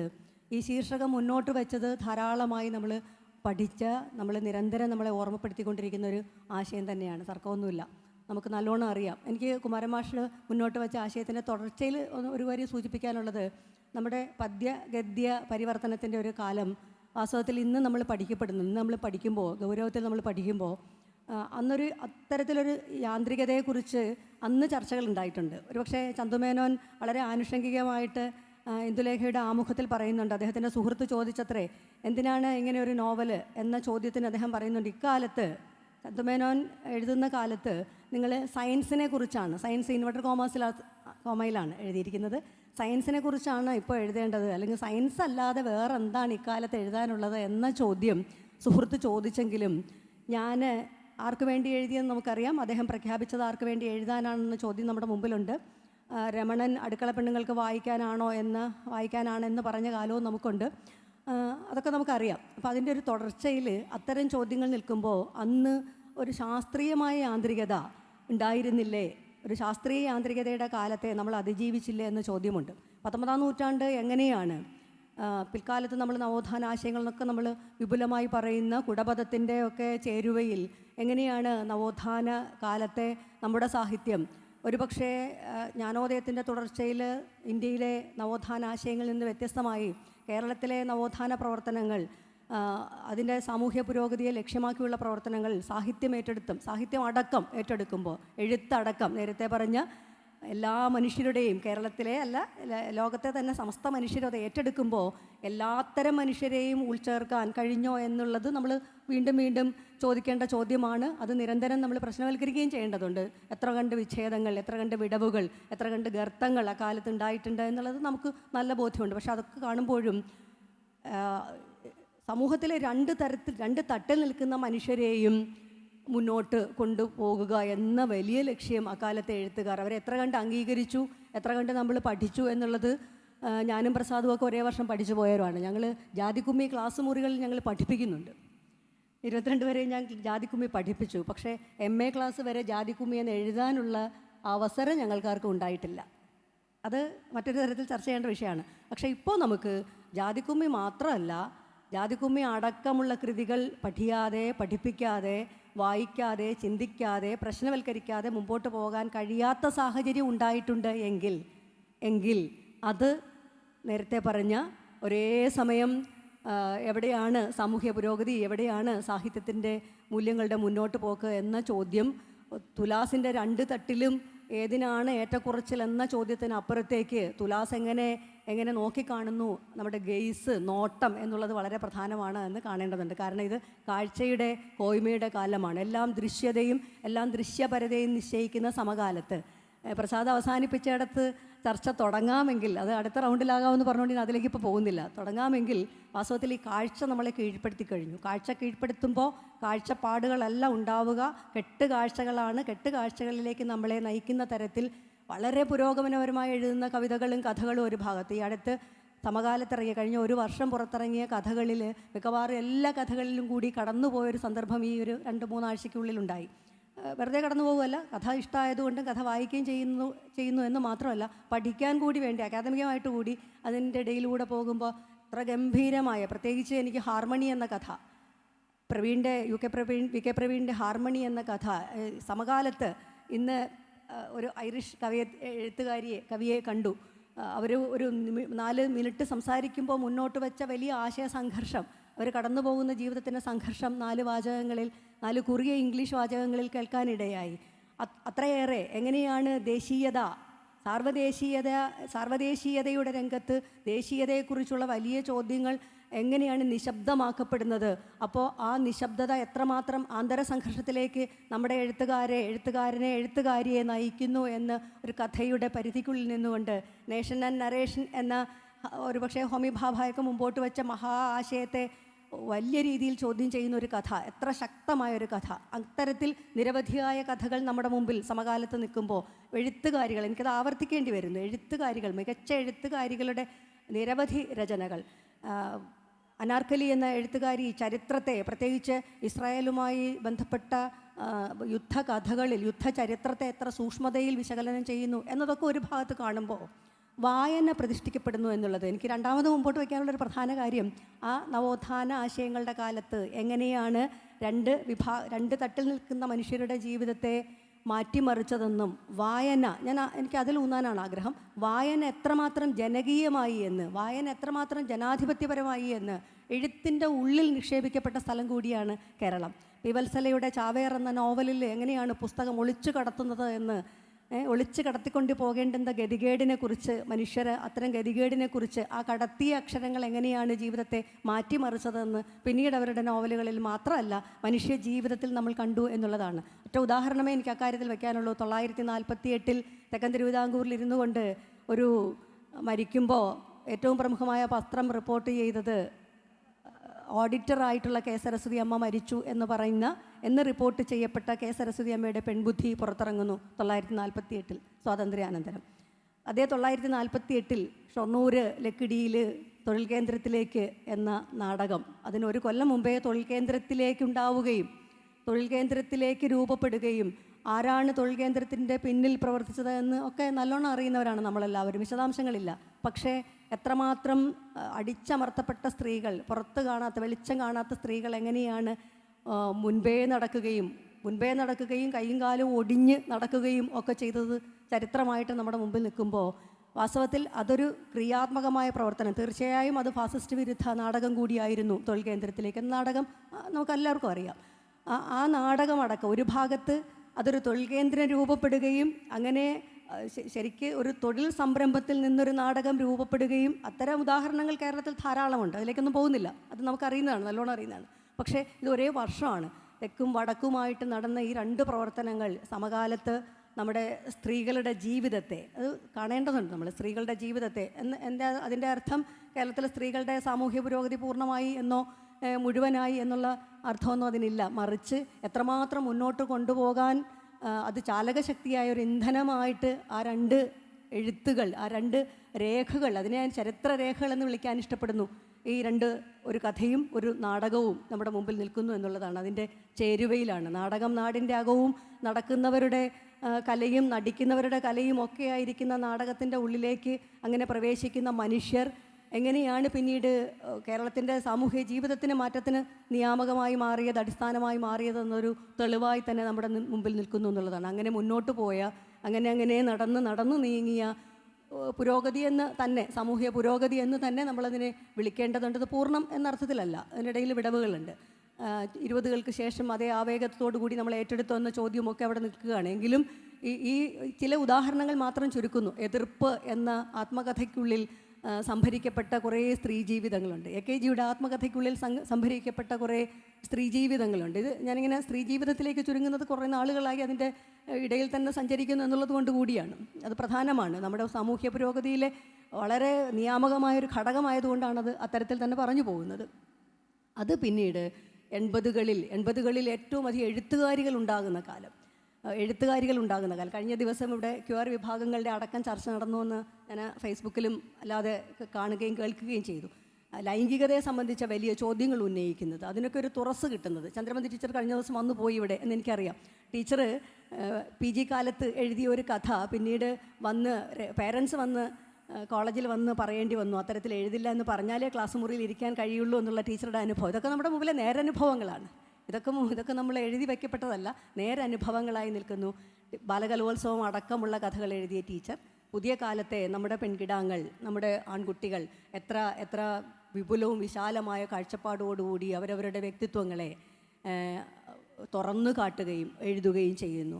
സമകാലത്തെ എഴുത്തിലെ വലിയൊരു പ്രത്യേകത, സൈബറിടത്തിലെ എഴുത്തിലെ വലിയൊരു പ്രത്യേകത ഇപ്പോൾ കാണുന്നത് ഈ പറഞ്ഞ സ്വകാര്യ ഇടങ്ങളെ വൾഗറൈസ് ചെയ്യുന്നില്ല എന്നുള്ളതാണ്. അത് വലിയൊരു മാറ്റമായിട്ട് കാണുന്നത്. ഇടക്കാലത്ത് അങ്ങനെയായിരുന്നു. അതിനെ ഒട്ടും തന്നെ വൾഗറൈസ് ചെയ്യാതെ വായനയുടെ അനുഭവത്തെ, വായനക്കാരുടെ അനുഭവത്തെ, അതിനകത്തൊരു പരിമിതി ഉണ്ടെന്ന് പിന്നീട് പറയാം. അങ്ങനെ വായനയുടെ അനുഭവത്തെയും നേരത്തെ നമ്മൾ കണ്ട യാന്ത്രികതയിൽ നിന്ന്, ആദ്യഘട്ടത്തിലെ നമ്മുടെ യാന്ത്രികതയിൽ നിന്ന്, ശാസ്ത്രീയമായ യാന്ത്രികത മോശാർത്ഥത്തിലല്ല, അതൊരു പരിമിതപ്പെട്ടു പോയൊരാശയം അതിനകത്ത് നിൽക്കുന്നുണ്ട്. എന്നാൽ 19-ാം നൂറ്റാണ്ടിൽ അതിനെ മറികടന്നുകൊണ്ട് വളരെ മുന്നോട്ട് പോയ ജനകീയമായ വായനയുടെയും ജനാധിപത്യമായ വായനയുടെയും ആ തുറസിൽ നിന്നുകൊണ്ട് ഇക്കാലത്ത് നമ്മൾ കാണുന്നത്, ഇടയ്ക്ക് 80കളിലെ വലിയ എഴുത്തുകാരികൾ, ഇന്ത്യ എമ്പാടും എഴുത്തുകാരികൾ ഏറ്റവും അധികം ഉണ്ടായ കാലം 80കൾ. കേരളത്തിൽ നമുക്ക് കാണാം ഈ 19-ാം നൂറ്റാണ്ടിലെ വലിയ മാറ്റം. പൊതുവിദ്യാഭ്യാസവും മറ്റ് ഭൂപരിഷ്കരണ ആശയങ്ങളും സാമൂഹ്യ നവോത്ഥാന പ്രസ്ഥാനങ്ങളും ഒരു സാമൂഹ്യ പരിഷത്തടക്കമുള്ള പ്രവർത്തനങ്ങൾ, ഞങ്ങളെയൊക്കെ ഇങ്ങനെ അടുക്കളയിൽ നിന്ന് അരങ്ങത്തേക്ക് കൊണ്ടുവരിക എന്നുള്ള വലിയ മൂവ്മെൻറ്റ് ഒക്കെ നമ്മൾ പിൽക്കാലത്ത് കാണുന്നുണ്ട്. പക്ഷേ 90കൾക്ക് ശേഷം ഈ പറഞ്ഞ ഭാവുകത്വം വളരെ പ്രധാനമാണല്ലോ നമ്മളെ സംബന്ധിച്ച്. അതാണല്ലോ അടയാളം, ഒരു മുദ്ര അതാണല്ലോ, അളവുകോല്. കാലം എപ്പോഴും മനുഷ്യ സമൂഹം അതത് കാലത്ത് അതത് സന്ദർഭത്തിൽ പ്രകടിപ്പിക്കുന്ന സംവേദന ക്ഷമത വളരെ പ്രധാനമായതുകൊണ്ട്, അതിൻ്റെ സെൻസിബിലിറ്റി വളരെ പ്രധാനമായതുകൊണ്ട്, പലപ്പോഴും അളവുകോൽ അതായതുകൊണ്ട് അതടക്കം സാമൂഹ്യമാണ് എന്ന നല്ല ബോധ്യം നമുക്കൊക്കെ ഉണ്ട്. പക്ഷേ ആ മാറ്റം എങ്ങനെയാണ് നമ്മുടെ ഈ 90കൾക്ക് ശേഷമുള്ള LPG നയങ്ങളുടെ ശേഷമുള്ള നമ്മുടെ ആവിഷ്കാരങ്ങളിൽ എങ്ങനെ സ്വാധീനിച്ചു എന്നുള്ളത് വലിയ ചോദ്യമായി നിൽക്കുകയാണ്. അത് വളരെ തുറന്ന മനസ്സോടുകൂടി, വളരെ സൂക്ഷ്മതയിൽ, കൃത്യമായ രാഷ്ട്രീയ ബോധ്യത്തോടുകൂടി, ഉയർന്ന അർത്ഥത്തിൽ എഴുത്തിൻ്റെ രാഷ്ട്രീയ ബോധ്യത്തോടു കൂടി തന്നെ അതിനെ നോക്കിക്കാണേണ്ടതുണ്ട് എന്നുകൂടിയാണ് കാണുന്നത്. സാംസ്കാരികമായ ആഗോളീകരണം ഒരു ഭാഗത്ത്, അതിൻ്റെ തുടർച്ചയിലോ അതിൻ്റെ ഭാഗമായിട്ടോ തന്നെ ഭാവുകത്വത്തിൽ, സെൻസിബിലിറ്റിയിൽ ഒരു വലിയ ന്യൂനീകരണമോ അല്ലെങ്കിൽ അതിൻ്റെ ഒരു ശകലീകരണമോ ഒക്കെ സംഭവിക്കുന്നത് നമ്മൾ കാണുന്നുണ്ട്. അത് ഒരു ഭാഗത്ത് ഗുണം ചെയ്യുന്നത് വളരെ ആഴങ്ങളിലേക്ക് പോകാൻ കഴിയുന്നു. അതുകൊണ്ടാണ് ജാതിക്കുമ്മി നമ്മളിപ്പോൾ ചർച്ച ചെയ്യുകയും പഠിക്കുകയും ചെയ്യാൻ കഴിയുന്നത് നമ്മൾ കാണേണ്ടതുണ്ട്. കുറ്റിപ്പുറം ഞങ്ങൾ പഠിച്ചതുപോലെ അല്ല ഇപ്പോൾ ഞങ്ങൾ പഠിപ്പിക്കുന്നത്. അത് പഠന പ്രക്രിയ മാത്രമല്ല, ഇപ്പോൾ നമ്മൾ വായിക്കുമ്പോൾ മറ്റൊരു തലത്തിലേക്ക് നിന്നുകൊണ്ട് വായിക്കുന്ന, ആഴങ്ങളിലേക്ക് നിന്നുകൊണ്ട് വായിക്കുന്ന ഒരു തരത്തിലേക്ക് നമ്മുടെ വായനയുടെ പ്രത്യയശാസ്ത്രം, വായനയുടെ രാഷ്ട്രീയം വിപുലപ്പെടുകയും വിശാലമാവുകയും ചെയ്യുന്നു എന്നത് ഒരു മറുഭാഗത്ത് നമ്മൾ കാണുകയും ചെയ്യേണ്ടതുണ്ട് എന്നുള്ളത് കൂടിയാണ്. പക്ഷേ ഭാവുകത്വത്തിനെതിരെ അല്ലെങ്കിൽ നമ്മുടെ സെൻസിബിലിറ്റി എന്ത് മാറ്റമാണ് ഉണ്ടാകാത്തത് എന്ന ചോദ്യം രണ്ടാളും ഉന്നയിച്ചു. എനിക്ക് തോന്നുന്നു അത് എന്തുകൊണ്ട് എന്ന ചോദ്യത്തിലേക്ക് നമ്മൾ കടക്കേണ്ടതുണ്ട്. പക്ഷേ ശുഭപ്രതീക്ഷയാണ്. സമകാലത്തെ എഴുത്ത് ഒരു ഭാഗത്ത് ഈ എൻ്റെ വായനക്കാർ സ്പെഷ്യലൈസേഷൻ എന്നുള്ളത് നമ്മൾ മനുഷ്യ ശരീരത്തിൻ്റെ ചികിത്സയ്ക്കുള്ള സ്പെഷ്യലൈസേഷൻ മാത്രമല്ല, മറുഭാഗത്ത് എഴുത്തിൽ നിശ്ചിതമായ വായനക്കാരെ നോക്കിക്കൊണ്ട് നടക്കുന്ന എഴുത്ത് വരെ ഒരു കഴിഞ്ഞൊരു വർഷത്തെ കഥകൾ മുഴുവൻ വായിക്കുമ്പോൾ അതിലൂടെ കടന്നു പോകുമ്പോൾ കിട്ടിയ ചില നിരീക്ഷണങ്ങൾ കൂടിയാണ് പറയാനുള്ളത്. അങ്ങനെ ചില പ്രത്യേക വായനക്കാരുടെ ഒരു വിഭാഗത്തെ കണ്ടുകൊണ്ട് ഉള്ള എഴുത്തിലേക്കടക്കം അങ്ങനെ മാറിപ്പോകുന്ന ഒരു ചതുരവടുവിലേക്ക് മാറിപ്പോകുന്ന സർഗാത്മകതയുടെ സ്വച്ഛന്തത എന്നതിനെ നമ്മൾ അംഗീകരിച്ചുകൊണ്ട് തന്നെ മറുഭാഗത്ത് ഇതിനു ചുറ്റും ഞാനും എൻ്റെ വായനക്കാരും എന്ന ചുറ്റുവട്ടത്തിനപ്പുറത്തേക്ക് അതിനു ചുറ്റും മറ്റൊരു ലോകമുണ്ട് എന്നും വലിയൊരു ഭൂമികയുണ്ട് എന്നും കൂടി കാണേണ്ടതുണ്ട് എന്നുള്ളത് അതൊരു പരിമിതിയായി നിൽക്കുന്നു. അടുത്ത റൗണ്ട് ചർച്ചയിൽ പങ്കെടുക്കാമെന്നാണ് വിചാരിച്ചുകൊണ്ട് അങ്ങനെ ഞാൻ അവസാനിപ്പിക്കുകയും ചെയ്യുന്നു. ടീച്ചർ സ്ത്രീ എഴുത്തിലെ സ്ത്രീ ജീവിതം ഒക്കെ ആണ് വിശദമായി സംസാരിച്ചത്. അങ്ങനെ ഒരു എഴുത്ത് തീർച്ചയായും ഉണ്ട്. നമുക്കറിയാലോ, സക്കറിയയുടെ പറക്കും സ്ത്രീ എന്ന് പറയുന്ന കഥയൊക്കെ മലയാളത്തിലെ ഈ കാലത്തെ ആവിഷ്കരിക്കുന്ന മികച്ച കഥകളിലൊന്നാണ് എന്ന് ഞാൻ ഓർമ്മിക്കുന്നു. മതനിരപേക്ഷത, മാനവികത, മനുഷ്യസ്നേഹം, ഒത്തുചേർന്നു നിൽക്കൽ, ഇതെല്ലാം വ്യത്യസ്തമായ രീതിയിൽ പറയുന്ന ഒരു എഴുത്ത് മലയാളത്തിൽ കവിതയിലും കഥയിലും ഒക്കെ ഉണ്ടാകുന്നുണ്ട് എന്നുള്ളത് വളരെ പ്രധാനപ്പെട്ട കാര്യമാണ്. സാംസ്കാരിക പ്രവർത്തനങ്ങളിലും അതുപോലെ തന്നെ എഴുത്തിലുമൊക്കെ ശ്രദ്ധ കേന്ദ്രീകരിക്കുന്ന ഹരിദാസൻ മാഷ് സംസാരിക്കും. മാഷെ ക്ഷണിക്കുന്നു. വേദിയിലും സദസ്സിലിരിക്കുന്ന പ്രിയ സുഹൃത്തുക്കൾക്ക് നമസ്കാരം. വിദ്യാർത്ഥിയായിരുന്ന കാലത്ത്, അത് ഹൈസ്കൂൾ തലത്തിലും കോളേജ് തലത്തിലൊക്കെ ഒരു പ്രസംഗ മത്സരത്തിൽ പങ്കെടുക്കുമ്പോൾ ഏതൊരു മനോഭാവത്തോടു കൂടിയാണോ വേദിയിലേക്ക് ചെല്ലുന്നത്, അതേ മനോഭാവത്തോടു കൂടിയാണ് ഞാൻ ഇങ്ങോട്ട് വന്നത്. കാരണം ഇവിടെ ഒരു വിഷയം നിർദ്ദേശിക്കപ്പെട്ടിരിക്കുന്നു. പ്രസംഗ മത്സരത്തിനാണെങ്കിൽ വിഷയം അപ്പോഴേ കിട്ടുള്ളൂ. വിഷയം നേരത്തെ കിട്ടിയിരിക്കുന്നു. 4-5 പേർ പങ്കെടുക്കുന്നുണ്ട്. പ്രസംഗ മത്സരത്തിനാണെങ്കിൽ ആ പങ്കെടുക്കുന്നവർ എന്താണ് പറയുന്നതെന്ന് നമ്മൾക്ക് കേൾക്കാൻ പറ്റില്ല. അപ്പോൾ നമുക്ക് സ്വന്തമായൊരു വിഷയമുണ്ട്. ഇവിടെയാണെങ്കിൽ ഞാൻ എന്തെങ്കിലും തയ്യാറായി വന്നിട്ടുണ്ടെങ്കിൽ തന്നെ അത് ഈ 4 പേരും പറഞ്ഞു കഴിഞ്ഞാൽ പിന്നെ എനിക്ക് പറയാൻ എന്ത് അവശേഷിക്കും എന്നുള്ളൊരു അങ്കലാപ്പും ഉണ്ടായിരുന്നു. പക്ഷെ സത്യം പറഞ്ഞാൽ ഇപ്പോൾ എനിക്ക് ആ പ്രശ്നമില്ല. ഞാൻ പറയാൻ ഉദ്ദേശിച്ച കാര്യങ്ങൾ ഭംഗ്യന്തരാണ് ചിലർ സൂചിപ്പിച്ചെങ്കിലും എൻ്റെ അത്ര ഞാൻ പറയാൻ ഉദ്ദേശിക്കുന്ന അത്ര രൂക്ഷമായിട്ടോ തീവ്രമായിട്ടോ അവരും അത് പറഞ്ഞില്ല. അതുകൊണ്ട് അത് പറയാൻ പോവുകയാണ് ഞാൻ. അത് പ്രശ്നത്തിൻ്റെ ലളിതവൽക്കരണമാണെങ്കിൽ ക്ഷമിക്കാം. ഇവിടെ മുമ്പ് സൂചിപ്പിച്ച പോലെ വിഷയം കേട്ടാൽ തന്നെ സാഹിത്യ പുരോഗതിയും സാമൂഹ്യ പുരോഗതിയും, പ്രൊഫസർ എം കൃഷ്ണൻ നായർ വെച്ചാൽ സാമൂഹ്യ പുരോഗതി അല്ല സാമൂഹിക പുരോഗതിയാണെന്ന് തിരുത്തിയനെ. അദ്ദേഹം പലപ്പോഴും അങ്ങനെ തിരുത്താറുണ്ട്. സാമൂഹ്യ പാഠം പറഞ്ഞാൽ അതല്ല, സാമൂഹികം എന്നാണ് അജക്റ്റീവ് എന്ന് പറഞ്ഞത്. ഏതായാലും അപ്പോൾ ആ രീതിയിൽ ഈ വിഷയം തന്നെ 2 രീതിയിൽ വേണിച്ച ചർച്ച ചെയ്യാം കേട്ടോ. അതും എനിക്കൊരു കുസൃതിയാണോ എന്ന് അറിഞ്ഞൂടാ. ഈ സാഹിത്യ പുരോഗതിക്ക് സാമൂഹ്യ പുരോഗതിയിലുള്ള പങ്ക് പോലെ തന്നെ മറിച്ച് സമൂഹം പുരോഗതി പ്രാപിക്കുന്നതിനനുസരിച്ച് സാഹിത്യത്തിൽ പുരോഗതി വരുന്നുണ്ടോ, അല്ലെങ്കിൽ സാമൂഹിക പുരോഗതി സാഹിത്യത്തെ സ്വാധീനിക്കുന്നുണ്ടോ എന്ന് അങ്ങനെയും തിരിച്ചും ചിന്തിക്കാം. പക്ഷെ ഇവിടെ മുഖ്യധാര രീതിയിൽ കൂടുതൽ പേര് സംസാരിച്ചത് സാഹിത്യം എങ്ങനെ സമൂഹത്തെ സ്വാധീനിക്കുന്നു എന്നുള്ള രീതിയിലാണ്. അതുകൊണ്ട് അവിടെ വെച്ച് ഞാനും തുടങ്ങാം. ഈ സഞ്ജയൻ പറഞ്ഞിട്ടുണ്ടല്ലോ, ഒരു മൺകലം ഭംഗിയായിട്ടിരിക്കുമ്പോൾ ആർക്കും അതിൽ പരാതി തോന്നില്ല. അത് ഉടഞ്ഞാൽ അതൊരു അശാന്തിയാണ്, അസ്വസ്ഥതയാണ്, അസംതൃപ്തിയാണ്. അവിടെയാണ് സാഹിത്യം ജനിക്കുന്നത്. ഈ ഉടഞ്ഞ മൺകുലത്തെ കാണുമ്പോൾ ഉണ്ടാവുന്ന പ്രതിഷേധമോ അമർഷമോ രോഷമോ പ്രതികരണമോ ഒക്കെയാണ് അതിനെ എങ്ങനെ നേരെയാക്കി എടുക്കാം അല്ലേ. അതൊരു സാമൂഹ്യ പരിവർത്തനത്തിലേക്ക് നയിക്കുന്നതായിരിക്കണം സാഹിത്യം എന്നാണ് അതിൻ്റെ ആധാരമായിട്ട് അദ്ദേഹം പറയുന്നത്. അദ്ദേഹം ആ ചിന്തയുള്ള ആളായിരുന്നു. അതുകൊണ്ടാണല്ലോ അദ്ദേഹം പറഞ്ഞിട്ട് ഫ്രഞ്ച് വിപ്ലവത്തെക്കുറിച്ച് പറയുമ്പോൾ അദ്ദേഹം പറയുന്നത് റോബേസ്പിയർ ഗില്ലറ്റിനിൽ കൈവയ്ക്കുന്നതിന് മുമ്പ് തന്നെ വോൾട്ടയറും റൂസോ ഒക്കെ അവരുടെ തൂലിക മഷിയിൽ മുങ്ങി, അതിനുശേഷമാണ് ഈ യന്ത്രങ്ങൾ ചോരയിൽ മുങ്ങിയെന്ന് അദ്ദേഹം പറയുന്നുണ്ട്. അപ്പോൾ പണ്ട് തൊട്ടേയുള്ളൊരു സങ്കല്പമാണ് സാഹിത്യം സാമൂഹ്യ പരിവർത്തനത്തെ സഹായിക്കുന്നു എന്നുള്ളത്. തൂലിക പടവാളാക്കാനുള്ള ആഹ്വാനമൊക്കെ ഇവിടെയുണ്ട്. പിന്നെ തൂലിക പടവാളാക്കിയതാൽ വീട പടവാളാക്കിയത് ശരിയായില്ല എന്നുള്ള ഒരു പുനർചിന്തനവും നമ്മുടെ നാട്ടിൽ ഉണ്ടായിട്ടുണ്ട്. എന്തായാലും ഈ സാമൂഹ്യ പരിവർത്തനത്തിൽ ഊന്നണം സാഹിത്യം എന്ന അർത്ഥത്തിൽ എത്രയോ വിചിന്തനങ്ങൾ ഉണ്ടായിട്ടുണ്ട്. ഇന്നത്തെ എന്താ പറയുക പരിതോവസ്ഥയിൽ അല്ലെങ്കിൽ ഇന്നത്തെ സാഹചര്യത്തിൽ അത് എത്രമാത്രം ശരിയാണ് എന്നുള്ള കാര്യത്തെക്കുറിച്ച് ഞാൻ സംശയാലുമാണ്. പണ്ട് വേണമെങ്കിൽ ഒരുപക്ഷെ പഴയ കാലത്ത് അത് കുറേ കൂടി ശരിയായിരുന്നിരിക്കാം. കാരണം ഇന്നത്തെ അത്ര സാക്ഷരതയില്ല. വർഷങ്ങൾക്ക് മുമ്പ് ഒരു 100 വർഷം മുമ്പിലത്തെ കാര്യം ആലോചിക്കുക, അന്ന് 1% പേർക്ക് പോലും സാക്ഷരതയില്ല.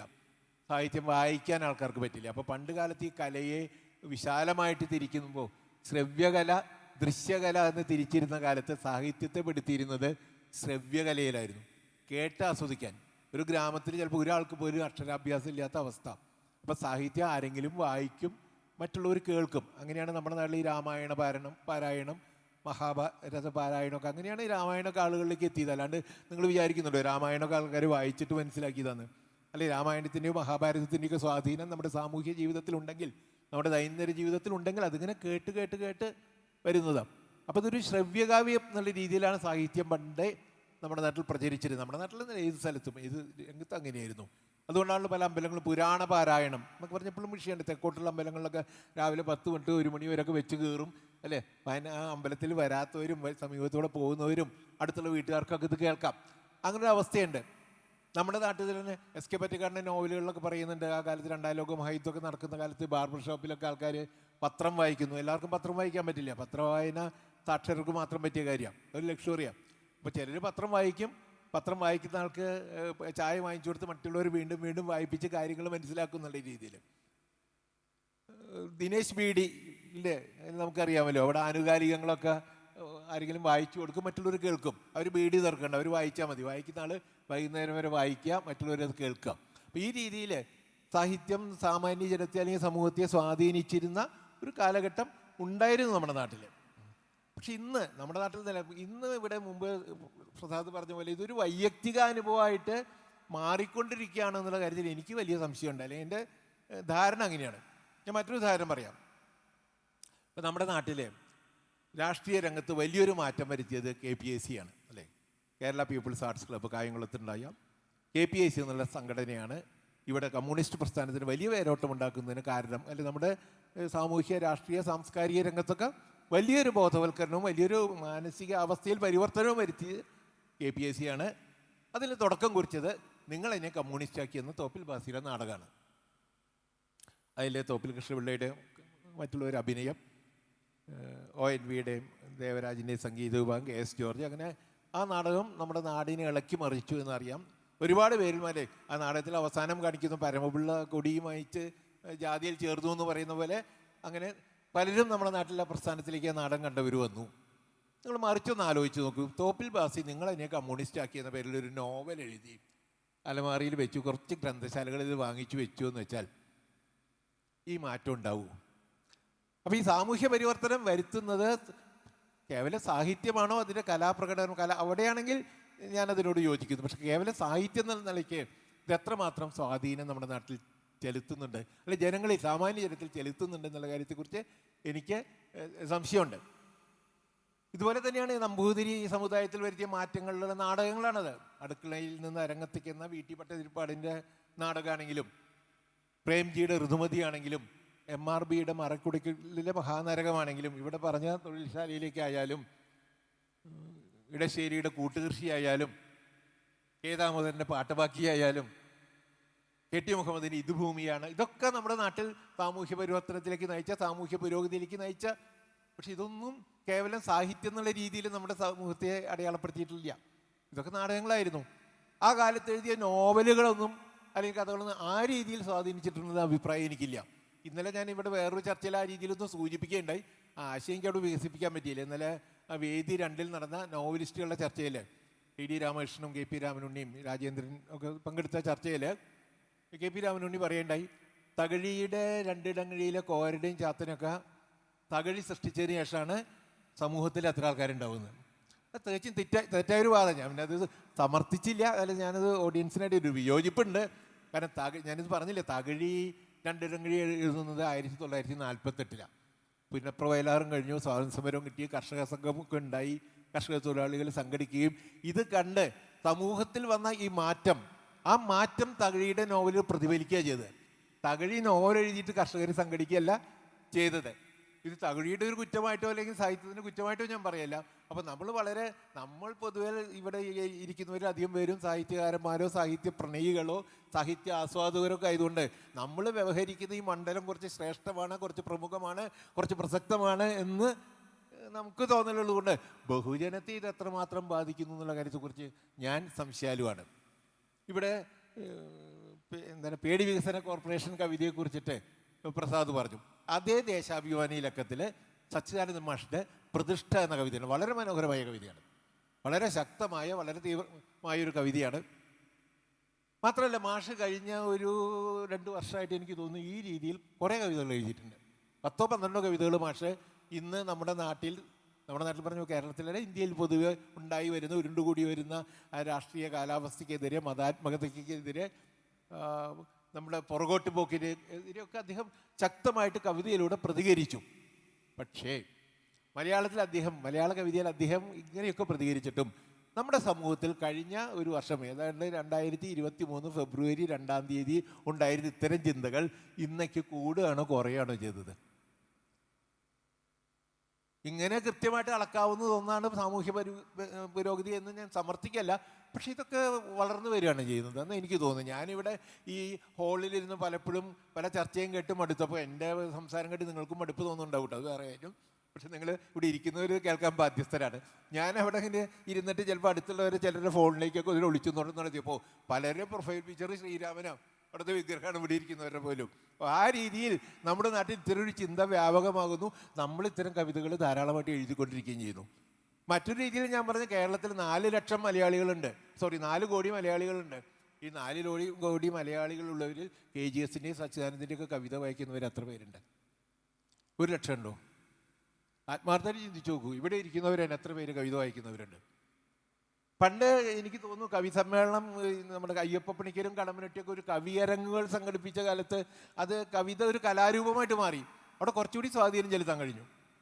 അല്ല, അങ്ങനെ ഒരു കാലം ഉണ്ടായിരുന്നു 70കളുടെ അവസാനവും 80കളുടെ തുടക്കത്തിൽ, അല്ലെങ്കിൽ 70കളുടെ തുടക്കത്തിലൊക്കെ ചൊൽക്കാഴ്ച എന്നുള്ള രീതിയിലൊക്കെ കടമ്മനിട്ടയുടെയും അയ്യപ്പ പണിക്കരുടെയും ഒക്കെ കവിത കേൾക്കാൻ ഓടിക്കൂടിയ അന്നത്തെ യുവാക്കളിൽപ്പെട്ട ഒരാളാണ് ഞാനും. പക്ഷെ ഇന്ന് ആ രീതിയിൽ ഈ ലിറ്റററി ഫെസ്റ്റിൻ്റെ ഭാഗമായിട്ട് ഇവിടെ 3 കവി സമ്മേളനം നടന്നു എന്നാണ് എനിക്ക് തോന്നുന്നത്. അല്ലേ, എത്ര പേരവിടെ കേട്ടു, എത്ര പേര് സദസ്സിലുണ്ടായിരുന്നു? അന്നത്തെ പോലെ കവിത ചൊല്ലുന്നതിന് സമൂഹത്തെ സ്വാധീനിക്കാനായിട്ട് കഴിയുന്നുണ്ടോ?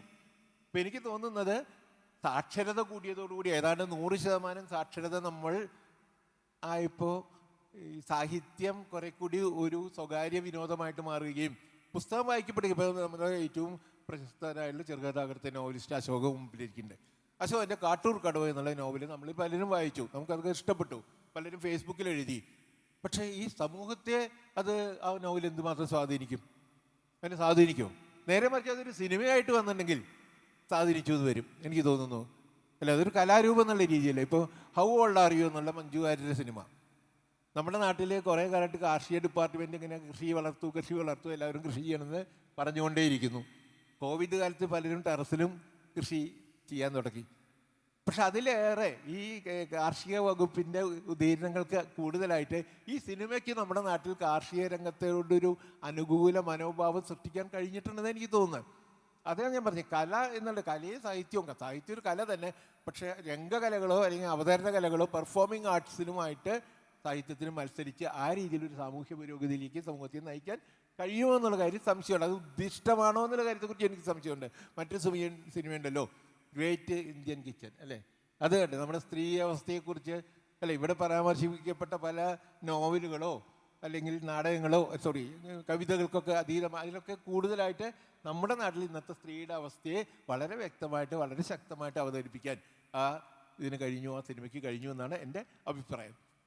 ഞാൻ ചുരുക്കമാണ്, ഞാൻ എല്ലാവരും നിഷേധാത്മകമായിട്ട് സംസാരിക്കുകയാണെന്ന് വിചാരിക്കരുത്. പക്ഷേ വായന ആ രീതിയിൽ വ്യക്തികൾ വായിച്ചിട്ട് സമൂഹം അങ്ങനെ മാറുന്നു, ഒരു കളക്റ്റീവ് കോൺഷ്യസ് അതിലുണ്ടാവുന്നു, ഒരു സമൂഹ മനസ്സാക്ഷി ആ രീതിയിൽ ഉണരുന്നുവെന്നോ ഞാൻ ഇപ്പോൾ വിശ്വസിക്കുന്നില്ല. വിശ്വസിക്കാൻ എനിക്ക് കഴിയുന്നില്ല. എൻ്റെ മുമ്പിലുള്ള അനുഭവങ്ങൾ അങ്ങനെയല്ല. അങ്ങനെയാണെങ്കിൽ കേരളത്തിൽ ഇന്ന് നടക്കുന്ന പല കാര്യങ്ങളും ഇവിടെ നടക്കില്ല. കാരണം ഇന്ന് നടക്കുന്ന പല കാര്യങ്ങൾക്കും എതിരായിട്ടുള്ള ശക്തമായിട്ടുള്ള പ്രതിരോധം, പ്രതിഷേധം, അമർഷം, രോഷം നമ്മുടെ സാഹിത്യത്തിലുണ്ട്. പക്ഷേ അത് നമ്മുടെ സമൂഹത്തിൽ പ്രതിഫലിക്കുന്നില്ല. പലരും അഴീക്കോട് മാഷ് പണ്ട് പറയാറുള്ള ഫലിതമുണ്ട്, ഈ വായന കുറഞ്ഞു വരികയെന്ന് പറഞ്ഞിട്ട് മാഷ് പറയണം. മാഷ് ഈ കോളേജ് ടീച്ചർ സെലക്ഷൻ ഇൻ്റർവ്യൂവിനൊക്കെ പോയിട്ട് ആ വരുന്ന കുട്ടികളോട്, ഇൻ്റർവ്യൂവിന് വരുന്ന കുട്ടികളോട്, MA MPhil കഴിഞ്ഞ കുട്ടികളോട് എന്താ ഇപ്പം എന്താ വായിക്കണമെന്ന് ചോദിച്ചാൽ അവർ പറയത്രേ, വായിക്ക്, ഞാൻ MA പാസ്സായി. അതായത് MA പാസ്സായി അതോടുകൂടി അധ്യാപകരാവാന്നവർക്ക് പോലും വായനയോടൊരു വികർഷണം ഉണ്ടെന്ന് മാഷ് ചിലപ്പോൾ കുറച്ച് ഫലിതാത്മകമായിട്ട് പറയുന്നതായിരിക്കും. എങ്കിലും അതിലൊരു സത്യമുണ്ട്. അത്രയും ഞാൻ അതിനെക്കുറിച്ച് പറഞ്ഞു. ഒരു മിനിറ്റ് ഞാൻ മറ്റൊരു കാര്യം കൂടി പറഞ്ഞോട്ടെ. ഞാൻ പറഞ്ഞത് സാമൂഹ്യ പുരോഗതി സാഹിത്യത്തെ എങ്ങനെ ബാധിക്കും? ഒരു പുരോഗതി പ്രാപിച്ച സമൂഹത്തിൽ സാഹിത്യത്തിൻ്റെ നിലനിൽപ്പ് എന്തായിരിക്കും എന്നുള്ള രീതിയിൽ അല്ലേ? സാഹിത്യത്തിന് പ്രേരകമാകേണ്ട സാഹചര്യം സമൂഹത്തിലുണ്ടാവണമല്ലോ. പണ്ടൊക്കെ പറയാറുണ്ട്, മുമ്പ് ഞാൻ സഞ്ജയൻ പറഞ്ഞ പോലെ ഈ ഒരു അശാന്തിയിൽ നിന്ന്, അതൃപ്തിയിൽ നിന്നൊക്കെയാണ് സാഹിത്യം ഉണ്ടാവുന്നത് എന്നല്ലേ. പണ്ടേക്കോട്ടെ നമ്മളത് പറയാറുണ്ട്. ഇണയ വേർപെട്ട പക്ഷിതൻ ദുഃഖം, ഇണപിരിഞ്ഞോരി യക്ഷൻ്റെ ദുഃഖം. അതാണ് ആദ്യ കാവ്യത്തിന് അല്ലേ ശ്ലോകമായിട്ട് രൂപാന്തരപ്പെട്ടത്. വാൽമീകി തന്നെ പറഞ്ഞിട്ടുണ്ട്, രുതിതാനുസാരി കവി, കരച്ചിലിനെ പിന്തുടർന്ന കവി എന്ന്.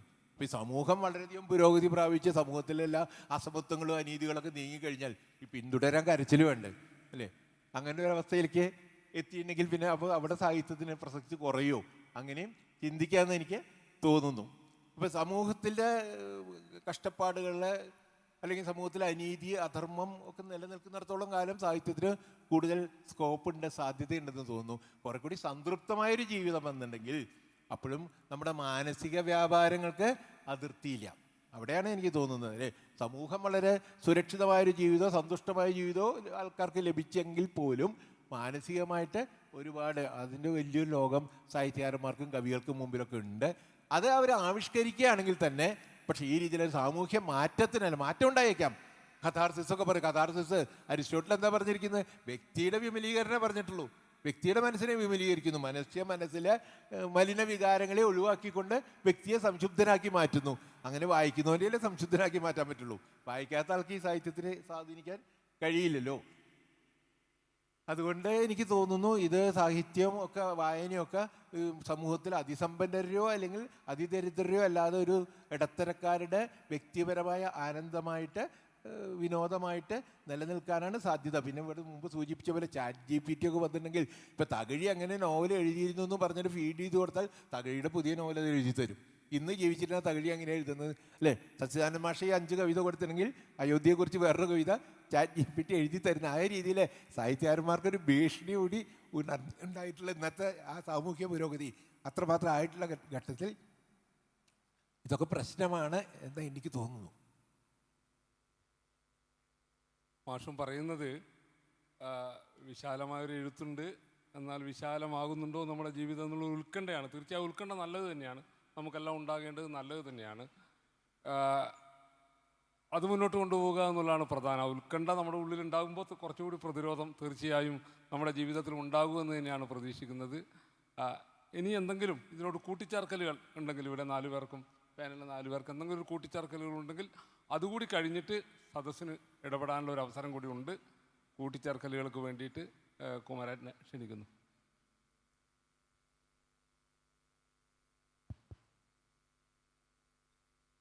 ഇവിടെ ഞാൻ പറയാൻ ആഗ്രഹിക്കുന്നൊരു കാര്യം, കുറേ കാലമായി പത്രപ്രവർത്തന രംഗത്ത് പ്രവർത്തിച്ചിരുന്ന ഒരു വ്യക്തി എന്നുള്ള നിലയിൽ ഇപ്പോൾ അനുഭവപ്പെട്ടുകൊണ്ടിരുന്ന ചില കാര്യങ്ങൾ നിങ്ങളുടെ ശ്രദ്ധയിലേക്ക് കൊണ്ടുവരാൻ ആഗ്രഹിക്കുകയാണ്. നമ്മളറിയാതെ നമ്മുടെ വായന പല രീതിയിൽ കുറഞ്ഞു വരുന്ന ഒരു അനുഭവം ഇന്നുണ്ട്. മുമ്പ് നമ്മുടെ ആനുകാലിക പ്രസിദ്ധീകരണങ്ങൾ ധാരാളമായി വിറ്റുപോയിരുന്നു. ഇപ്പോൾ അതിൻ്റെ കണക്കെടുത്ത് നോക്കുകയാണെങ്കിൽ മുമ്പ് 10,000 വിറ്റുപോയിരുന്ന പല മാസികകളും ആഴ്ചപ്പതിപ്പുകളും ഇന്നത് 500 200 ആയി ചുരുങ്ങി വരുന്ന ഒരു കാഴ്ചയുണ്ട് എന്ന് മനസ്സിലാക്കണം. എന്തുകൊണ്ടാണ് ഇങ്ങനെ ഒരു അവസ്ഥയുണ്ടാകുന്നത്? വായന എവിടെ വെച്ചാണ് കുറഞ്ഞു പോയത്? ഇത് ആനുകാലിക പ്രസിദ്ധീകരണങ്ങൾ മാത്രമല്ല, മറിച്ച് പത്രങ്ങൾ പോലും മുമ്പത്തെ പോലെ ദശലക്ഷക്കണക്കിന് പത്രങ്ങൾ അടിക്കുന്ന സാഹചര്യം ഇന്നില്ല. പത്രവായന ശീലവും ഇന്ന് പലരും കുറഞ്ഞു വരികയാണ്. നമ്മുടെ ഒരു വീട്ടിൽ ഒരു പത്രം എടുക്കുകയാണെങ്കിൽ അവിടെ പത്രം വായിക്കുന്നത് അവിടെ മുതിർന്ന ഒരാൾ മാത്രമേ ഉണ്ടാവുകയുള്ളൂ. മറ്റാരും പത്രം വായിക്കാത്ത ഒരനുഭവമുണ്ട്. എന്തുകൊണ്ട് പത്രം വായിക്കില്ല എന്ന് ചോദിച്ചാൽ അവർ പറയും, ഞങ്ങൾ ചിലപ്പോൾ മൊബൈൽ പത്രം വായിക്കുന്നുണ്ട്, പ്രിൻ്റ് മീഡിയ ആവശ്യമില്ല എന്നൊക്കെ പറയും. അടിസ്ഥാനപരമായിട്ട് അവർ ആനുകാലിക പ്രസിദ്ധീകരണങ്ങളോട് ഒരു വിപ്രതിപത്തി പൊതുവെ ഉണ്ടായിക്കൊണ്ടിരിക്കുന്ന ഒരു കാലം കൂടിയാണിത്. തീർച്ചയായിട്ടും ഇത് നമ്മുടെ വായനയെ ഒരു പരിധിവരെ സ്വാധീനിക്കും എന്നുള്ള കാര്യം സംശയമില്ല.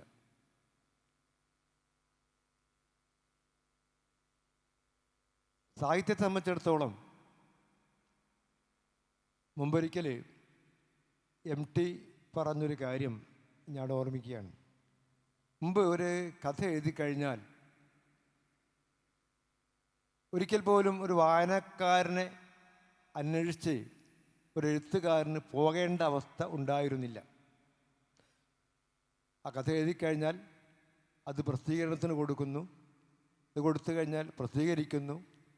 ധാരാളം വായനക്കാർ അത് കണ്ടെത്തി വായിക്കുന്നു. അങ്ങനെയാണ് യഥാർത്ഥത്തിൽ നമ്മുടെ പല സാഹിത്യ സൃഷ്ടികളും ഏറെ പ്രശസ്തമായത് നമുക്കറിയാം. കുട്ടിഘോഷം ഒന്നുമില്ലാതെ, പ്രചാരണങ്ങളൊന്നുമില്ലാതെ സ്വാഭാവികമായി കടന്നു വന്ന പല നോവലുകളും കഥകളും നമ്മുടെ ജീവിതത്തിൽ മുമ്പൊരിക്കലുമില്ലാത്ത രീതിയിലുള്ള അടയാളപ്പെടുത്തലുകൾ സൃഷ്ടിക്കുകയുണ്ടായി. എന്നാൽ ഇന്നത്തെ എഴുത്തുകാരനെ സംബന്ധിച്ചിടത്തോളം MT പൂരിപ്പിച്ചൊരു കാര്യം, ഇന്ന് ഒരു എഴുത്തുകാരന് എഴുതുക എന്നുള്ള ഉത്തരവാദിത്വം മാത്രമല്ല ഉള്ളത്, മറിച്ച് വായനക്കാരെ കൂടെ കൊണ്ടുപോകുക എന്നുള്ള ഉത്തരവാദിത്വം കൂടിയുണ്ട് എന്നുള്ളത് തന്നെയാണ്. മുമ്പൊരിക്കലും അങ്ങനെ ഒരു സാഹചര്യം ഉണ്ടായിരുന്നില്ല. മുമ്പ് നമുക്ക് എഴുതിയാൽ മാത്രം മതിയായിരുന്നു. അത് മാത്രമല്ല, വായനക്കാർ കൂടെ ഉണ്ടാകണം എന്ന് നമ്മൾ ആഗ്രഹിക്കുന്നു. അതുകൊണ്ട് തന്നെ സ്വാഭാവികമായും വായനക്കാരുടെ മനസ്സിലേക്ക് കടന്നു ചെല്ലാൻ കഴിയുന്ന ഏറ്റവും നല്ല സാഹിത്യ രചനകൾ, സൃഷ്ടികൾ കൊടുക്കണം എന്നുള്ള ഒരു അഭിവാഞ്ച എഴുത്തുകാരിലും ഉണ്ടാകും. പലപ്പോഴും നമ്മുടെ പത്രമാസികകളൊക്കെ തന്നെ, പുസ്തകങ്ങളൊക്കെ തന്നെയും ഇന്ന് ധാരാളമായി വിറ്റുപോകുന്നുണ്ട്, യാഥാർത്ഥ്യമാണ്. പക്ഷേ വിറ്റുപോകുന്നതൊക്കെ തന്നെയും അത് ഒന്നുകിൽ ലൈബ്രറി കൗൺസിലിൻ്റെ മേളകളിലൊക്കെ തന്നെയാണ്.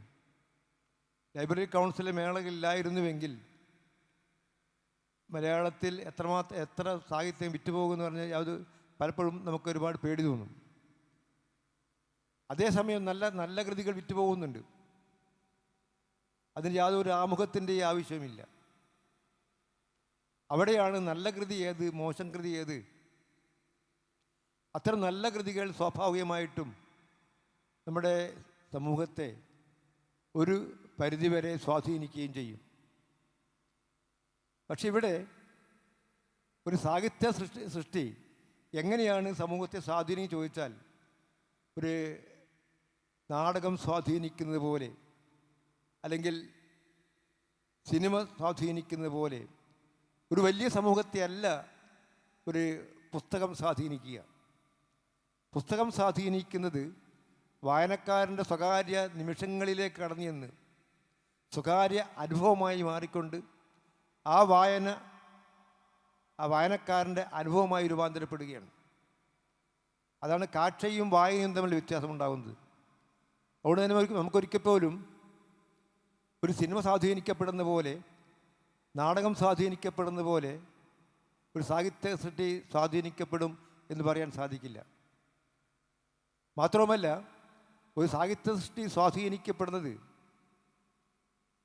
അത് അജിരേണയാണ്, പെട്ടെന്ന് സ്വാധീനിക്കപ്പെടുകയില്ല. ഒരു കവിത ഉണ്ടായിക്കഴിഞ്ഞാൽ എ ജി ശങ്കൽപ്പയുടെ കവിതയിൽ പറഞ്ഞ പോലെ, കണ്ടാണ് കടൽ ഇത്രയും വിസ്തൃതി ഉണ്ടായതെന്ന് പറഞ്ഞ പോലെ, പിന്നെ വായിച്ചാണ് അല്ലെങ്കിൽ പറഞ്ഞാണ് നാം ആ ഒരു സാഹിത്യ സൃഷ്ടി ഇത്രമാത്രം വിപുലമാക്കുന്നത്. അങ്ങനെയല്ലായിരുന്നുവെങ്കിൽ ഒരിക്കൽ പോലും ഒ വി വിജയൻ്റെ ഖസാക്കിന് ഇതിഹാസമോ കടൽ തീരത്തോ ഇത്രമാത്രം നമ്മളെ സ്വാധീനിക്കുമായിരുന്നില്ല. ഒരിക്കൽ പോലും ഒരു ആമുഖവുമില്ലാതെയാണ് ഖസാക്കിന് ഇതിഹാസം അക്കാലത്ത് നമ്മുടെ ആക്ഷേപത്തിൽ വന്നത്. നോവൽ ഇറങ്ങിയതിന് ശേഷവും ആരും അത് തുടക്കം ശ്രദ്ധിച്ചിരുന്നില്ല. പിന്നീട് വായിച്ചാണ് ആ നോവലിൻ്റെ മഹത്വത്തിലേക്ക് നമ്മൾ വായനക്കാർ എത്തിച്ചേർന്നിട്ടത്. അതേപോലെ തന്നെ കടൽ തീരത്തും ഞാൻ ആമുഖത്തിൽ പറഞ്ഞതുപോലെ എങ്ങനെയാണ് ജൈവികതയുള്ള ഒരു സാഹിത്യ സൃഷ്ടി വായനക്കാരിലേക്ക് കടന്നു ചെല്ലുക എന്നുള്ളതിൻ്റെ ഏറ്റവും വലിയ ഉദാഹരണമാണ് ഒ വിജയൻ്റെ ഖസാക്കിന് ഇതിഹാസവും കടൽ തീരത്തും. ഒരുപാട് കഥകളുണ്ട്, ഞാൻ കടന്നു പോകുന്നില്ല. അതുകൊണ്ട് ഒരിക്കൽ പോലും നമുക്ക് ഒരു സിനിമയെപ്പോലെ, നാടകത്തെ പോലെ കഥയെയോ കവിതയോ താരതമ്യപ്പെടുത്താൻ സാധിക്കില്ല. ഓരോ സാഹിത്യ സൃഷ്ടിക്കും ഒരു ജന്മമുണ്ട്, സ്വാഭാവികമാണത്. ആ ജന്മം കണ്ടെത്തേണ്ടത് വായനക്കാരൻ്റെ ധർമ്മമാണ്. നല്ല ഉന്നത കാഴ്ചപ്പാടുള്ള വായനക്കാരൻ അത് കണ്ടെത്തുകയും ചെയ്യും. അങ്ങനെയാണ് സാഹിത്യം സ്വാധീനിക്കപ്പെടുക. ആ തരത്തിലേക്കാണ് നമ്മുടെ ചർച്ച പോകേണ്ടതെന്നാണ് എനിക്ക് പറയാനുള്ളത്. നന്ദി, നമസ്കാരം. ഒരു ചെറിയ സമയം കൂടി അല്ലേ, പ്രസാദ് മാഷും ഇവരൊക്കെ സംസാരിക്കും, അതിനുശേഷം ഇടപെടാം.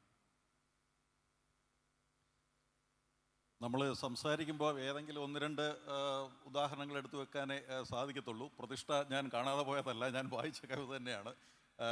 അപ്പോൾ ഇതിൽ ഒന്നാമത് ഈ ഭാവുകത്വം എന്ന് പറയുന്ന സങ്കല്പം തന്നെ ഇന്ന് മാറിയിരിക്കുന്നു. നമ്മൾ ആദ്യം മനസ്സിലാക്കണം.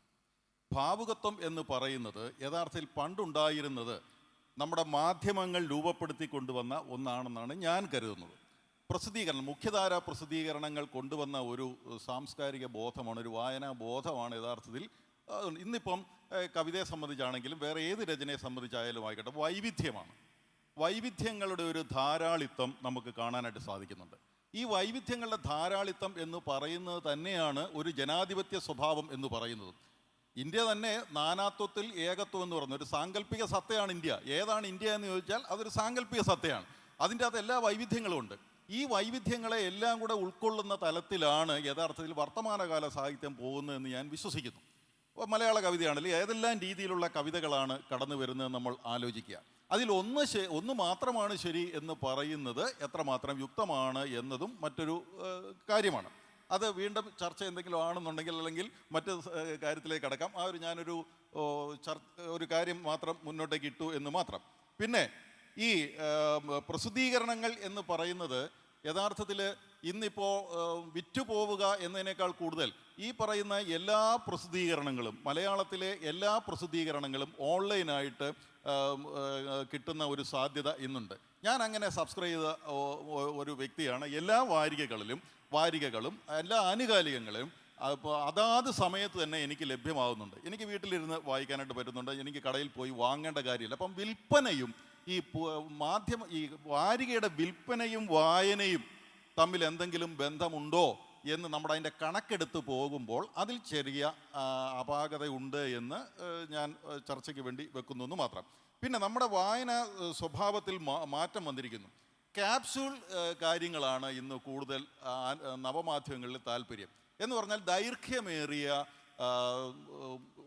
വാക്യങ്ങളോ ദൈർഘ്യമേറിയ പാരഗ്രാഫോ ഓൺലൈൻ എഴുതുമ്പോഴേക്കും അത് വായിക്കാനായിട്ട് ബുദ്ധിമുട്ടാണ്. ഞാൻ ഓൺലൈൻ കോളം ചെയ്തപ്പോൾ എന്നോടൊരു വായനക്കാരൻ പറഞ്ഞത്, സാർ എഴുതുമ്പോൾ ഇത്രയും ഒരു 3-4 സെൻറ്റൻസ് ഉള്ള പാരഗ്രാഫായിട്ട് തിരിക്കണം, അപ്പോൾ വായനയ്ക്ക് സാധ്യത ഉണ്ടെന്ന് പറഞ്ഞു. ഞാനതൊന്ന് പരീക്ഷിച്ചു.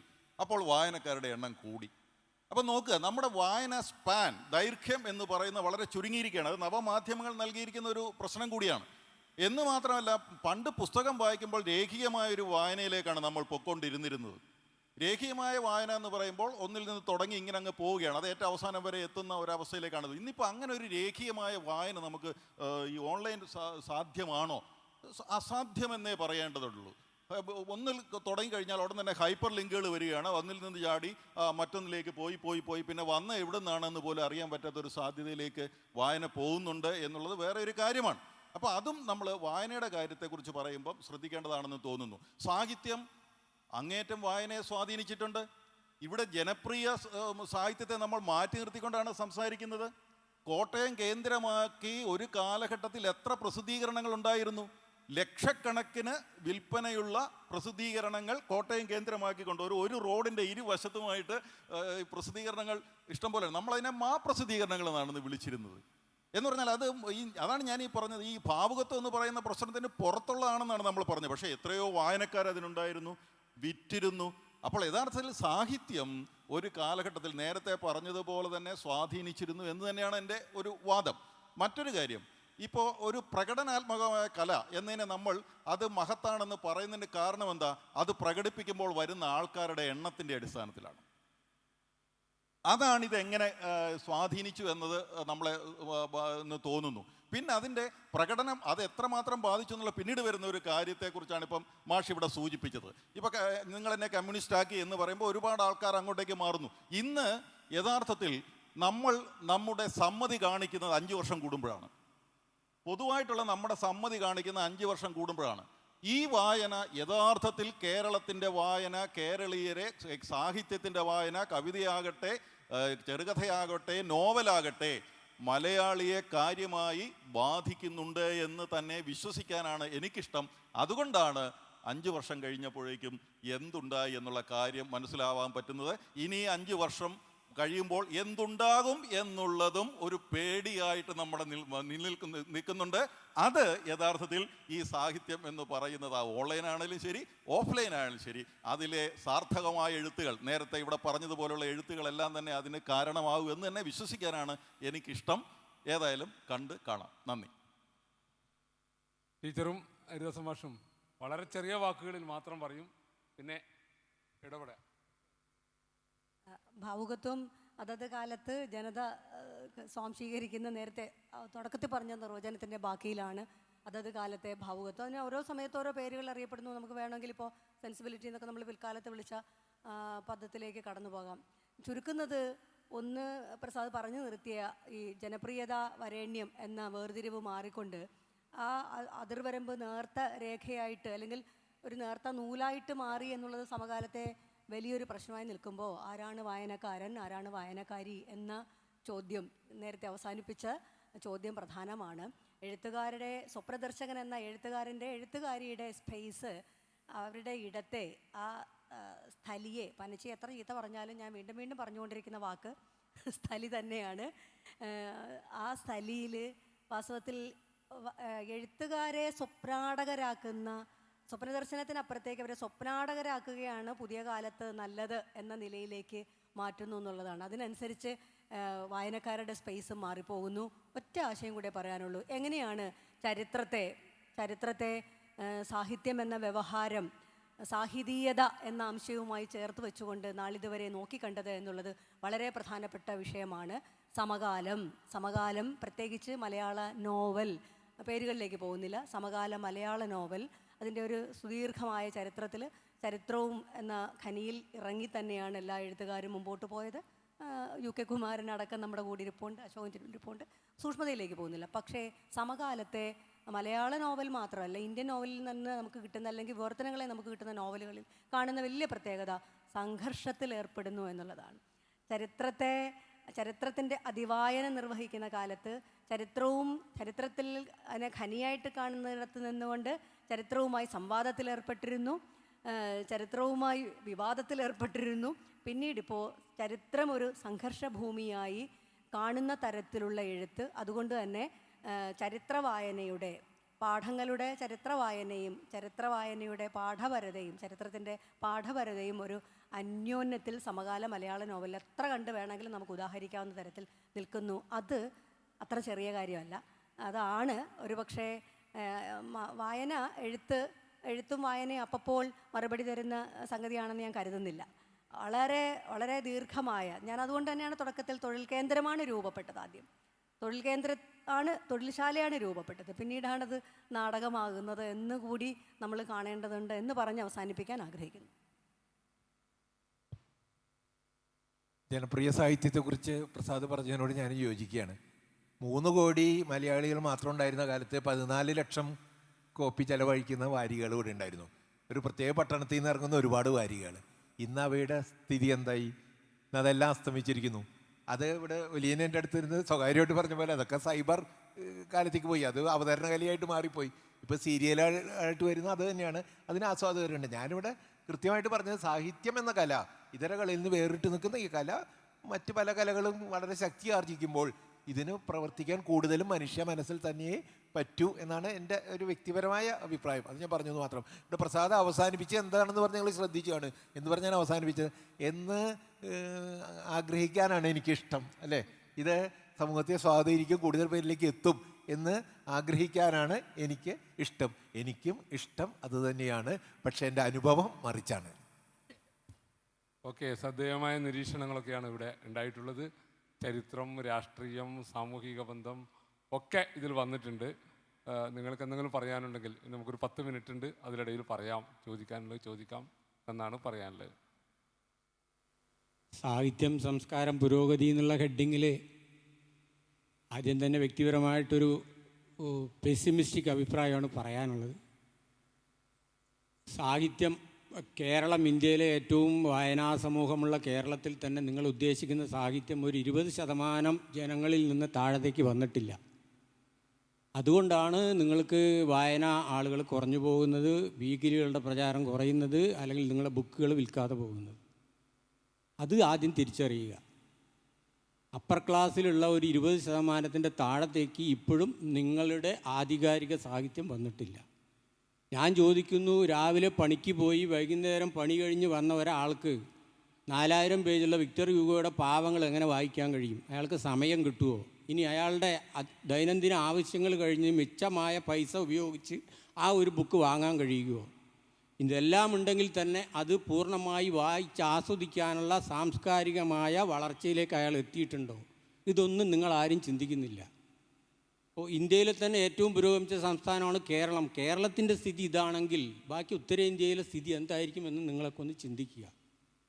പ്രധാനമായി നമ്മുടെ ഒരു കാലത്ത്, എനിക്ക് 64 വയസ്സായി, ഒരു കാലത്ത് നമ്മുടെയൊക്കെ ഗ്രാമങ്ങളിലുണ്ടായിരുന്ന പൊറാട്ട് നാടകങ്ങളും അതേപോലെ തന്നെ ഓട്ടംതുള്ളലുകളും അതേപോലെ തന്നെയുള്ള നിങ്ങളെന്നെ കമ്മ്യൂണിസ്റ്റാക്കി പോലെയുള്ള ദൃശ്യാവിഷ്കാരങ്ങളായ നാടകങ്ങൾ ചെയ്ത ധർമ്മമൊന്നും നിങ്ങളുടെ ഈ എലൈറ്റ് സാഹിത്യം ചെയ്യുന്നില്ല.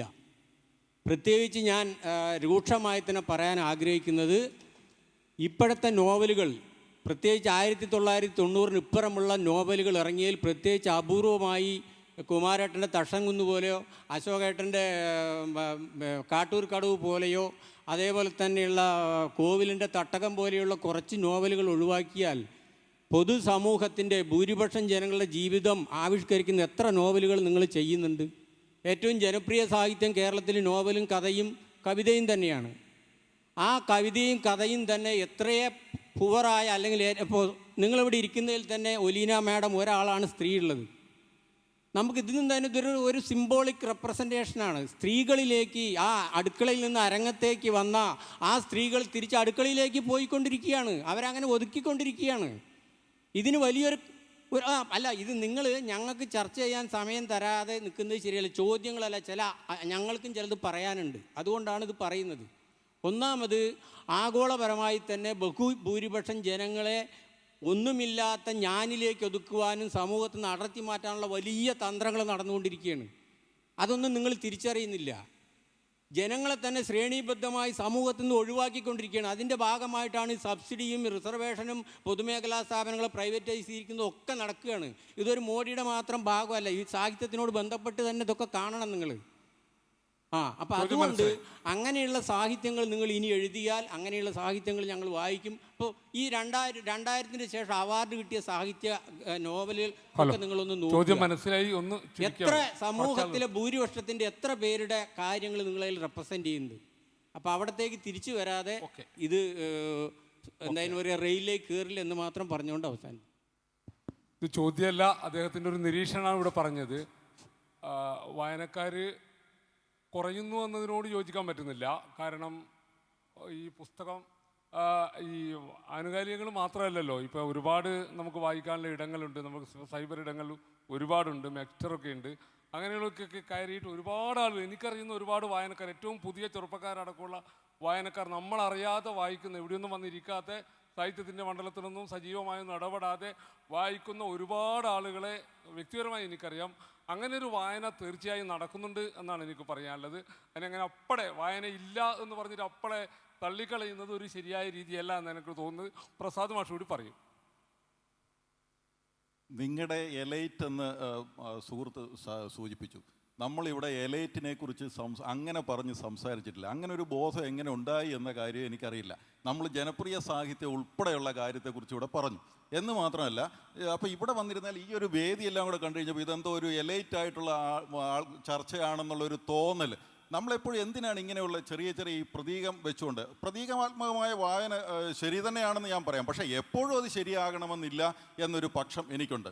ഞാൻ കോട്ടയത്ത് എൻ്റെ ചെരുപ്പ് ഒന്ന് ശരിയാക്കാനായിട്ട് പോയപ്പോഴേക്കും അവിടെ എനിക്ക് ചെരുപ്പ് തന്ന ആ സുഹൃത്ത് എന്നോട് ഇദ്ദേഹം പറഞ്ഞ പുസ്തകത്തെക്കുറിച്ച് സംസാരിച്ചു. ഞാനൊരു മലയാളം പ്രൊഫസറാണെന്ന് പറഞ്ഞപ്പം അദ്ദേഹം എന്നോട് സംസാരിച്ചത് വിക്ടർ ഹ്യൂഗോയുടെ പാവങ്ങളെക്കുറിച്ച്. അത് അദ്ദേഹം അതിൻ്റെ പുതിയ തർജ്ജമയാണ് അദ്ദേഹം വായിക്കുകയും ചെയ്തത്. അപ്പം നോക്കുക, വായിക്കണം എന്ന് താല്പര്യമുള്ള ആൾക്കാർ ഈ പറയുന്ന എല്ലാ വിഭാഗത്തിലുമുണ്ട്, അവർ വായിക്കുന്നുണ്ട് എന്ന് തന്നെയാണ്. ഇപ്പോൾ തന്നെ ഇവിടെ വളരെ ചുരുക്കം കസേരകൾ മാത്രമേ ഒഴിഞ്ഞു കിടക്കുന്നുള്ളൂ എന്നതും സാഹിത്യത്തെക്കുറിച്ച് സംസാരിക്കാൻ നമ്മുടെ ഇടയിൽ ആൾക്കാരുണ്ട് എന്നതിന് തെളിവ് തന്നെയാണ്. അതുകൊണ്ടാണ് ഞാൻ പറഞ്ഞത്, നമ്മൾ വായനക്കാർ നിശബ്ദരാണ്. ഈ നിശബ്ദത എന്ന് പറയുന്നത് പ്രകടനാത്മകമാകുന്നില്ല എന്നുള്ളതാണ് പ്രശ്നം. ഈ പ്രകടനാത്മകത നമ്മൾ എങ്ങനെ ആലോചിക്കുന്നത്? പ്രകടനാത്മകത നമ്മൾ ആലോചിക്കുന്നത് പുസ്തകം വിറ്റുപോകുന്നുണ്ടോ എന്നുള്ളതാണ്. പുസ്തകം വിറ്റുപോകുന്നത് മാത്രമല്ല, പുസ്തകം ലൈബ്രറിയെ മാത്രം ആശ്രയിച്ച് ഒരു പുസ്തകത്തിന് എത്ര വായനക്കാരുണ്ടാകുന്നുള്ളതിനെക്കുറിച്ച് നമുക്ക് കണക്കെടുക്കാറുണ്ടോ? കണക്കെടുക്കാറില്ല എന്ന് തന്നെയാണ് എൻ്റെ വിശ്വാസം. അങ്ങനെ തന്നെയാണ് ഞാൻ കരുതുന്നതും. അപ്പോൾ അതുകൊണ്ട് വായനക്കാരെ അണ്ടർ എസ്റ്റിമേറ്റ് ചെയ്യുന്നതിന് ഞാൻ തയ്യാറല്ല. ഈ പറഞ്ഞ വൈവിധ്യത്തെ അംഗീകരിച്ചുകൊണ്ട് തന്നെയുള്ള ചർച്ചയാണ് നമ്മളിവിടെ നടത്തിയത്. ആ വൈവിധ്യം എന്ന് പറയുന്നതിനാണ് ഞാൻ നാനാത്വം എന്നിവിടെ സൂചിപ്പിച്ചത്. ആ നാനാത്വം എന്ന് പറയുന്നതിനെ ഈ വിഘടനം എന്ന് പറയുന്ന ഒരു സൂചിക ഉപയോഗിച്ചുകൊണ്ട് മാറ്റി നിർത്താതെ പോകുമ്പോഴാണ് അവിടെ സാമൂഹികമായ പുരോഗതി ഉണ്ടാവുന്നത്. ഇനി ആരെങ്കിലും? നമസ്കാരം. വിഷയത്തോട് നീതി പുലർത്തിയൊരു ചർച്ച തന്നെയായിരുന്നു എന്നുള്ളത് അഭിനന്ദനം അർഹിക്കുന്ന കാര്യം തന്നെയാണ്. അപ്പോൾ എൻ്റെ ചോദ്യം, നമ്മുടെ കുമാരമാഷിൻ്റെ തക്ഷംകുന്ന് സ്വരൂപം, അതുപോലെ KV മോഹൻകുമാറിൻ്റെ ഉഷ്ണരാശി, ഒരു ദേശത്തിൻ്റെ കഥ, ഇപ്പോൾ മാഷ് പറഞ്ഞ സുഭാഷ് ഏട്ടൻ്റെ സമുദ്രശില തന്നെ സ്ത്രീയാണ് പുരുഷനേക്കാൾ വലിയ മനുഷ്യൻ എന്ന് പറയുന്ന ഒരു വലിയ ആശയത്തെ മുൻനിർത്തിയിട്ടാണ് ആ ഒരു നോവൽ സ്റ്റാർട്ട് ചെയ്യുന്നത് തന്നെ.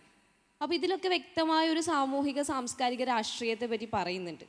ഇന്നിപ്പോൾ നിലവിലെ യുവ എഴുത്തുകാർ, മുഖ്യധാര എഴുത്തുകാരെ പറ്റി പറയുന്നില്ല. ഇപ്പോൾ ബെന്യാമിൻ കാർമീര അല്ലെങ്കിൽ TDN പോലെയുള്ള മുഖ്യധാര എഴുത്തുകാരെ മാറ്റി നിർത്തി കഴിഞ്ഞാൽ ഒരുപാട് യുവ എഴുത്തുകാർ കടന്നു വരുന്നുണ്ട്. സെൽഫ് പബ്ലിഷിംഗ് ഉൾപ്പെടെയുള്ള കാര്യത്തിൽ ഒരുപാട് യുവ എഴുത്തുകാർ കടന്നു വരുന്നുണ്ട്.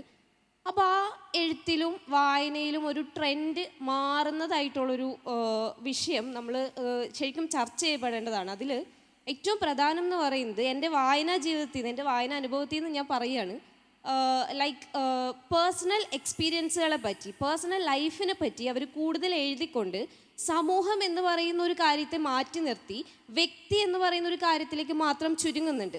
ഉദാഹരണമായിട്ട് പറയാനാണെങ്കിൽ ഇപ്പോൾ വായനക്കാരുടെ ഇടയിൽ ഏറ്റവും കൂടുതൽ തരംഗം സൃഷ്ടിച്ചുകൊണ്ടിരിക്കുന്ന ഒരു വ്യക്തിയാണ് ജോസഫ് അന്നംകുട്ടി ജോസ്. അദ്ദേഹത്തിൻ്റെ പുസ്തകങ്ങളുണ്ട്. അതുപോലെ ഇപ്പോൾ മുഹമ്മദ് അബ്ബാസ് എന്ന് പറയുന്ന ഒരു എഴുത്തുകാരൻ വരുന്നുണ്ട്, ആത്മഹത്യക്കും ഭ്രാന്തിനും ഇടയിൽ എന്ന് പറഞ്ഞിട്ടൊരു ലേറ്റസ്റ്റ് പുസ്തകം, പുതിയൊരു പുസ്തകത്തിൻ്റെ പണിപ്പുരയിലാണ്. അതുപോലെ തന്നെ ഇപ്പോൾ നിംന വിജയ്, ഏറ്റവും പ്രിയപ്പെട്ട എന്നോട്, ഇതൊക്കെ സോഷ്യൽ മീഡിയ ട്രെൻഡ്സ് ആയിക്കൊണ്ട് ഇങ്ങനെ പൊക്കോണ്ടിരിക്കുകയാണ്. പുസ്തകങ്ങൾ നല്ലതാണ്, പക്ഷേ ഇതിലൊക്കെ പറയുന്നത് വ്യക്തിപരമായ അനുഭവങ്ങൾ അല്ലെങ്കിൽ ഒരു സെൽഫ് ഹെൽപ്പിംഗ് ബുക്സ് എന്നുള്ള രീതിയിലേക്ക് മാത്രം എത്തിപ്പെടുന്നുണ്ട്. അപ്പോൾ എൻ്റെ ചോദ്യം, മുൻകാല ചരിത്രത്തെ നിങ്ങളെപ്പോലെയുള്ള വലിയ വലിയ എഴുത്തുകാർ, അങ്ങനെ തന്നെ ഞാൻ പറയും, എത്രയും ബഹുമാനത്തോടെ പറയും, നിങ്ങൾ രേഖപ്പെടുത്തി വെച്ചു. ഇപ്പോൾ നടക്കുന്ന വിഷയങ്ങളെ അല്ലെങ്കിൽ ഇനി നാളെ ചരിത്രമാകാൻ പോകുന്ന വിഷയങ്ങളെ ആര് രേഖപ്പെടുത്തുമെന്നൊരു ആശങ്ക ഞാൻ മുൻനിർത്തുന്നു. ഒരു മിനിറ്റ് സാറേ, എന്നോട് ചേർത്ത് പറയാനുള്ളതാണ്, ഒരുമിച്ച് മറുപടി പറഞ്ഞാൽ നന്നാവും, നമ്മുടെ സമയം ലാഭിക്കാമല്ലോ. എനിക്ക് ഇതിനകത്തെ കുമാരൻ സാർ മുന്നോട്ട് വെച്ച പുതിയ സാങ്കേതിക വിദ്യകളുടെ വികാസം എങ്ങനെയാണ് പുതിയ എഴുത്തിനെ സ്വാധീനിക്കുന്നത് എന്നുള്ള സാധനം വളരെ മലയാളത്തിൽ വളരെ വ്യക്തമാണ് സാധനം.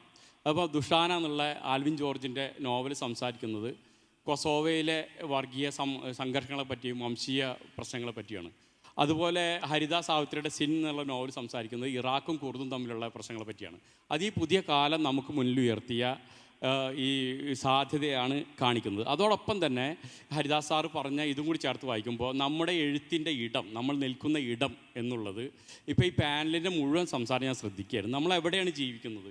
നമ്മൾ ഫാസിസത്തിലേക്ക് അടുത്ത് കൊണ്ടിരിക്കുന്ന ഇന്ത്യക്കകത്തുള്ള കേരളത്തിനകത്താണ് നമ്മൾ ജീവിക്കുന്നത്.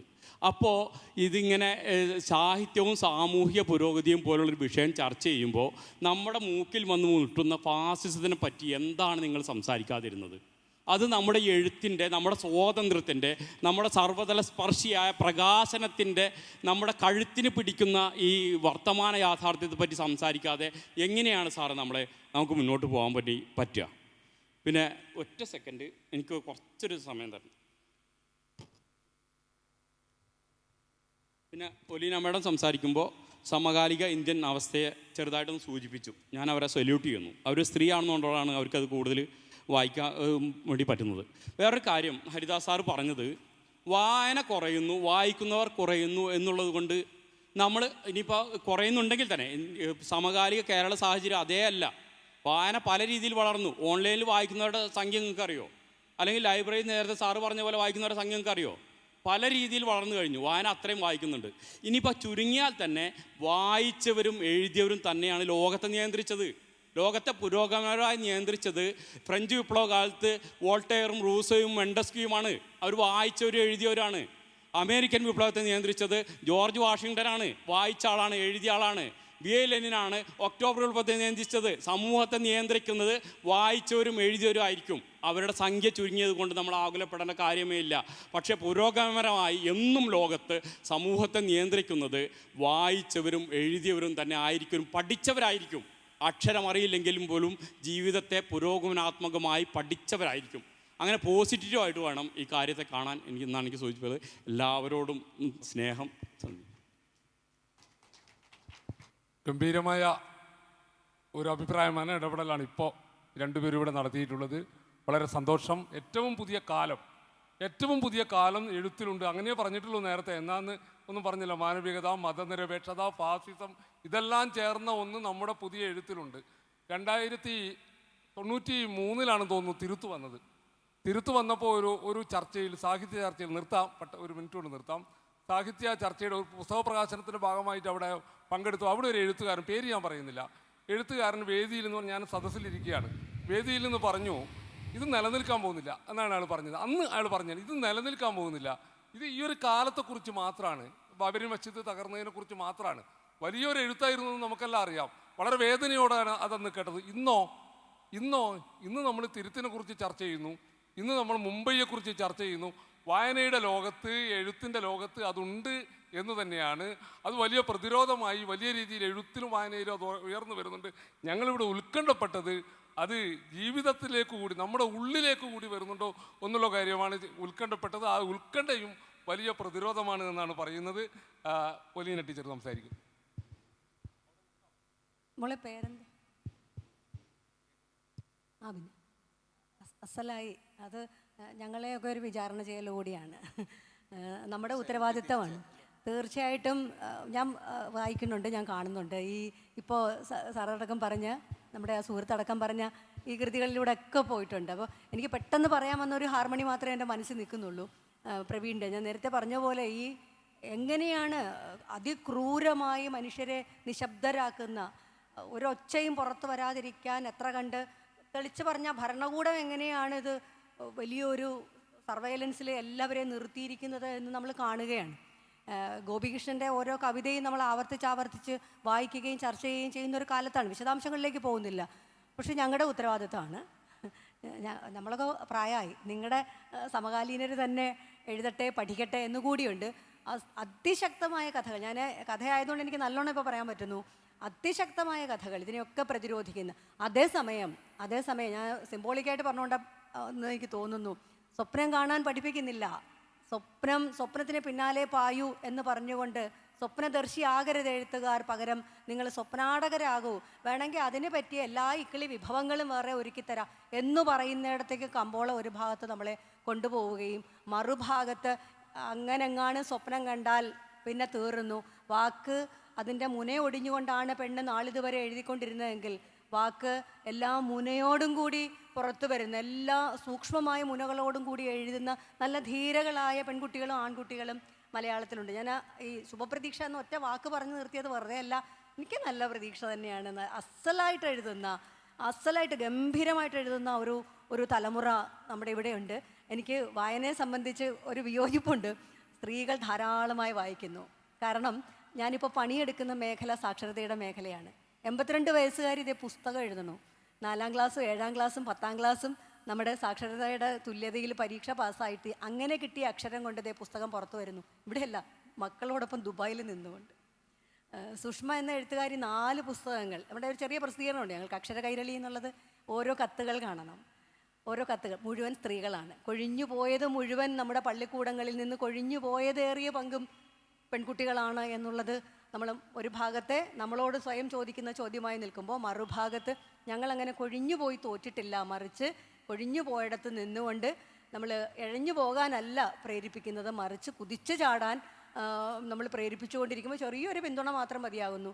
അസലായി വായിക്കുന്നു, അസലായി എഴുതുന്ന ധാരാളമായ സ്ത്രീകൾ, നമ്മൾ പലപ്പോഴും വിളിക്കുന്ന വീട്ടമ്മ എന്നൊക്കെ നമ്മൾ പറയുമല്ലോ, അങ്ങനെയൊന്നും ഒരാളില്ലിപ്പോൾ, അതൊന്നും ഇല്ലിപ്പോൾ. വീട്ടിനകത്ത് പണിയൊക്കെ ചെയ്യുന്നുണ്ട്, പക്ഷെ നിരന്തരം ഉണ്ട്. എനിക്ക് അതിനോട് ഉണ്ട്, ഞാൻ പറയാം. വീട്ടമ്മയാക്കാനുള്ള പറയട്ടെ പക്ഷേ ഞാൻ അതിന് സെമിക്കോളനുണ്ട്, അവിടെ നമുക്ക് ഫുൾ സ്റ്റോപ്പ് ഇടാൻ പറ്റില്ല. പക്ഷേ എന്തു വായിക്കുന്നു, എവിടേക്ക് നയിക്കപ്പെടുന്നു, കുടുംബശ്രീ സംവിധാനത്തിനകത്ത് പ്രവർത്തിച്ചിട്ടുള്ള ഒരാളാണ് ഞാൻ.